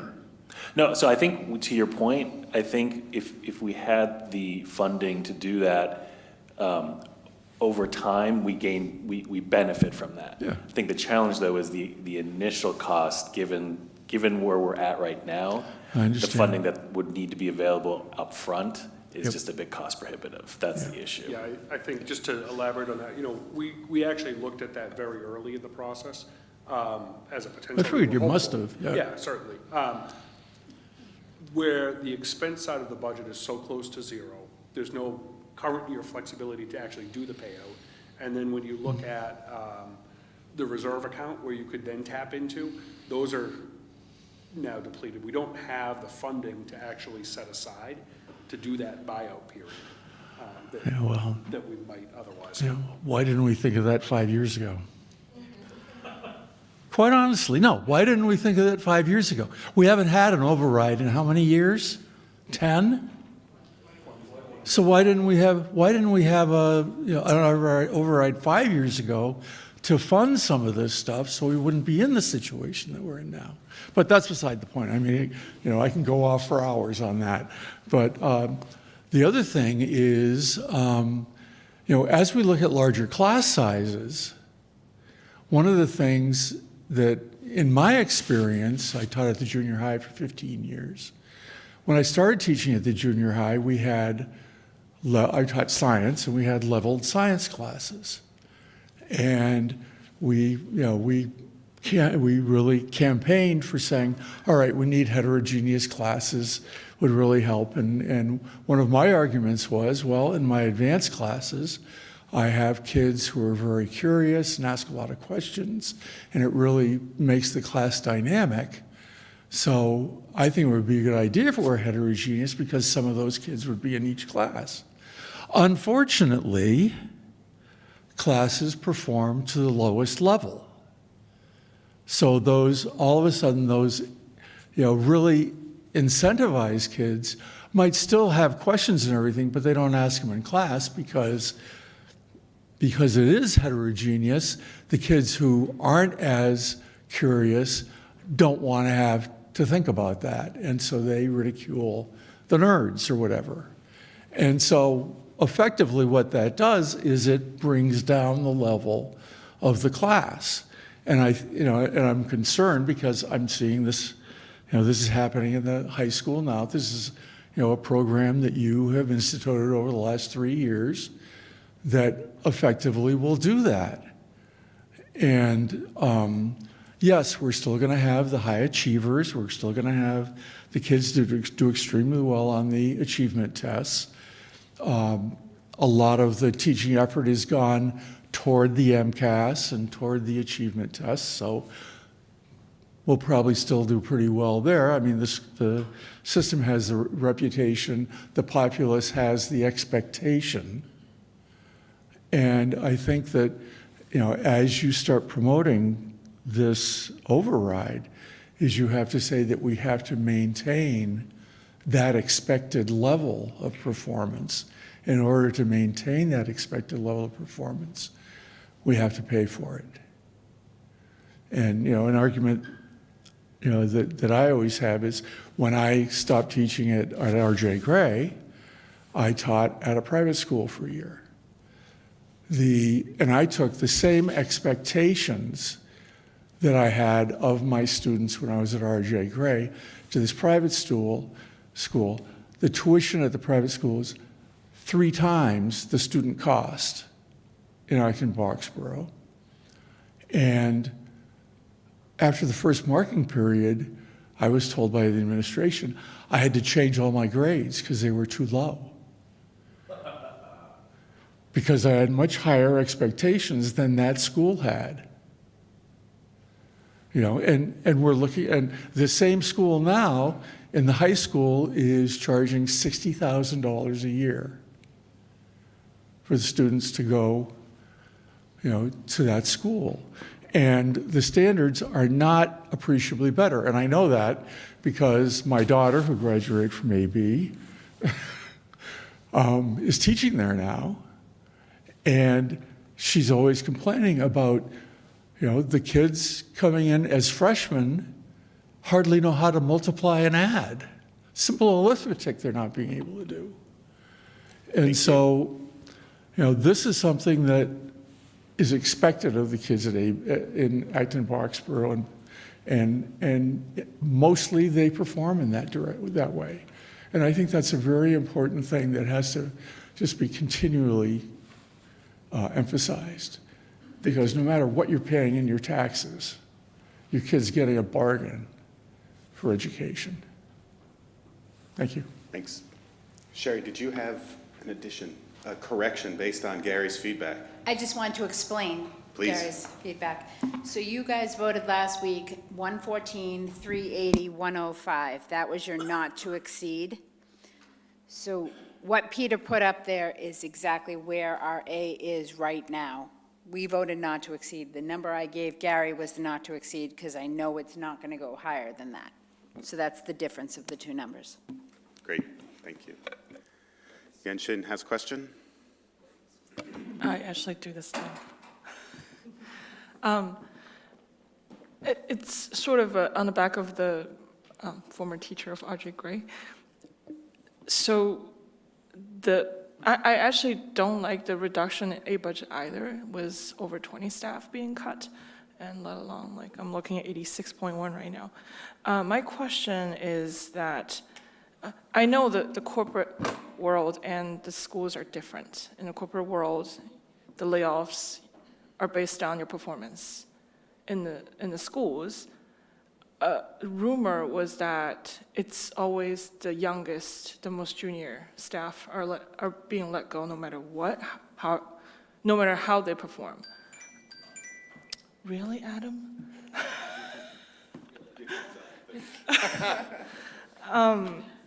Can you speak to that? What's the metrics of elimination of staffs and et cetera?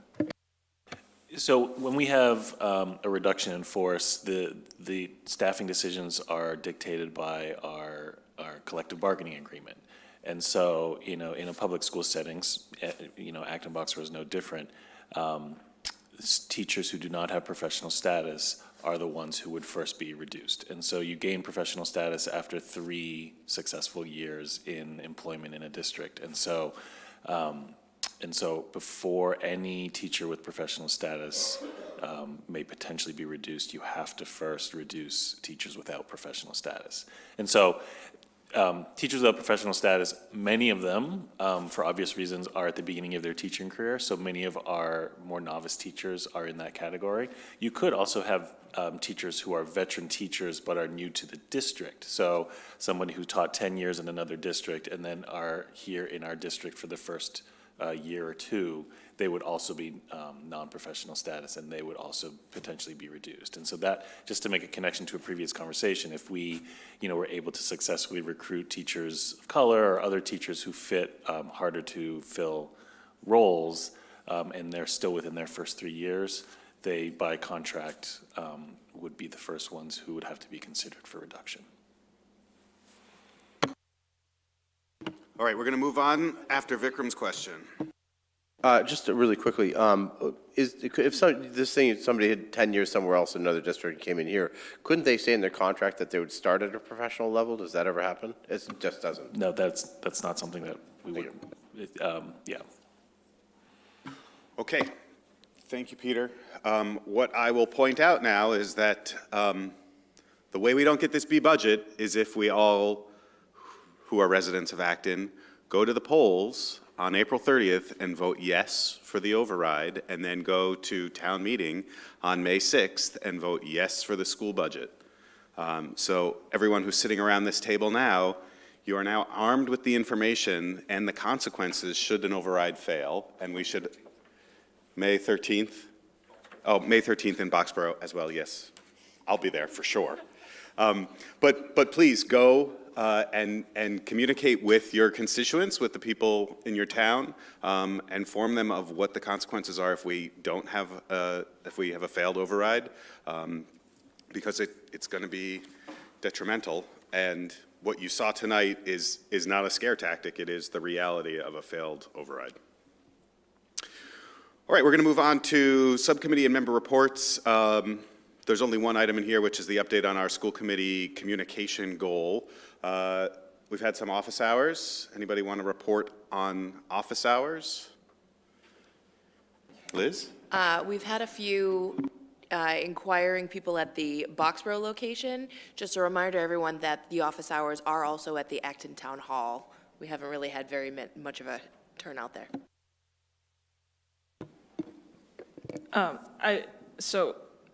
Earlier this week, I actually sent everybody an email because I do realize that a lot of the office hours I booked in Acton Town Hall is during regular business hours, which people who have jobs can't be there. So there was like Liz and I for a long time. Please answer the email and tell me what time you would like to go and help us educate the public, and I can put in a request. We can also do it in a library. I think, Liz, you said that probably libraries are better, right? Because there are more people there. Okay. Becca? I don't have any update for office hours that I have participated in, but I do have the senior center visit this coming Tuesday at 1 p.m. If anybody wants to join me, I will be there for an hour to answer questions and field comments. 1 p.m. 1 p.m. on Tuesday. Great. Leila?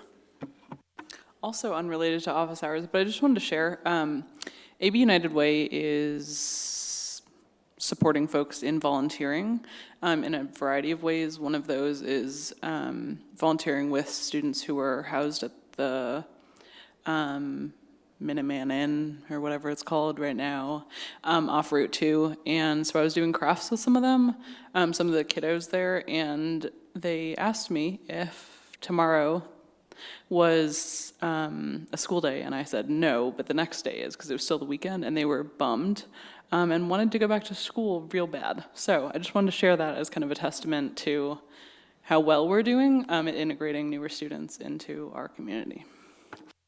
Thanks, Leila. Any other communication updates?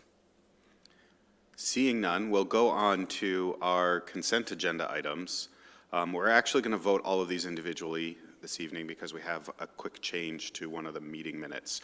So I will entertain a motion to approve the ABRSC meeting minutes of February 1st, 2024. So moved. Second. Okay, that was Tori and then Leila. All those in favor? Aye. Any opposed? Any abstentions? That's unanimous. We have an adjustment to the meeting minutes of February 15th. Ben, do you want to give us that Sure. I'd change? like to make a friendly amendment to the, You're going to vote, you're going to ask to amend the minutes, and then we'll just vote the minutes as amended. so essentially, the time was 7:40 PM, not 8:20. Of your arrival at the meeting. Correct. Thank you very much. Okay, so do we have a motion to approve those minutes as amended? So moved. Second. All right, so I'm going to give that to Leela and then Vikram as the second. All those in favor? Aye. Any opposed? Any abstentions? That's also unanimous. And then finally, we have, I'm looking for a motion to approve a donation from AB Revolution softball boosters of $1,437. So moved. Second. That was the other side of the table. Ben and then Andrew. All those in favor? Aye. Any opposed? Any abstentions? That's also unanimous. We have statement of warrants and recommendation to approve. Does anybody have that open, ready to read? I do. My vice chairs are rock, paper, scissoring it. Becca. I move that the school committee vote to approve the below-listed warrants totaling $4,587,737.04. AP vendor warrants as follows: 24-017A dated 2/15/2024 in the amount of $190,103.10. 24-017B dated 2/22/2024 in the amount of $5,903,889.84. Payroll vendor warrant as follows: 24-017PR dated 2/22/2024 in the amount of $1,231,460.70. Payroll warrant as follows: P2417 dated 2/22/2024 in the amount of $1,964,000. That's not right. Friendly amendment to this warrant.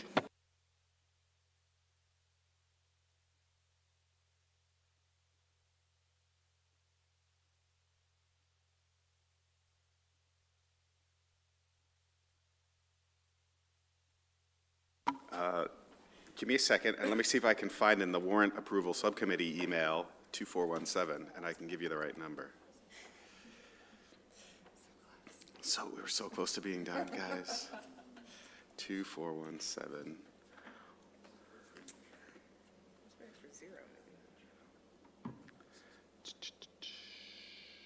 $2417 is in the amount of $1,964,289.72. So we're going to call that a joint motion between Becca and Adam. Is there a second on that motion? That was great. I'm going to give Tori the second. All those in favor? Aye. Any opposed? Any abstentions? That is unanimous in so many ways. And with that, is there a motion to adjourn? Second. We're gonna go Ben and then Tori again. All those in favor? Aye. Any opposed? Abstentions? Unanimous. Thank you. Have a good evening.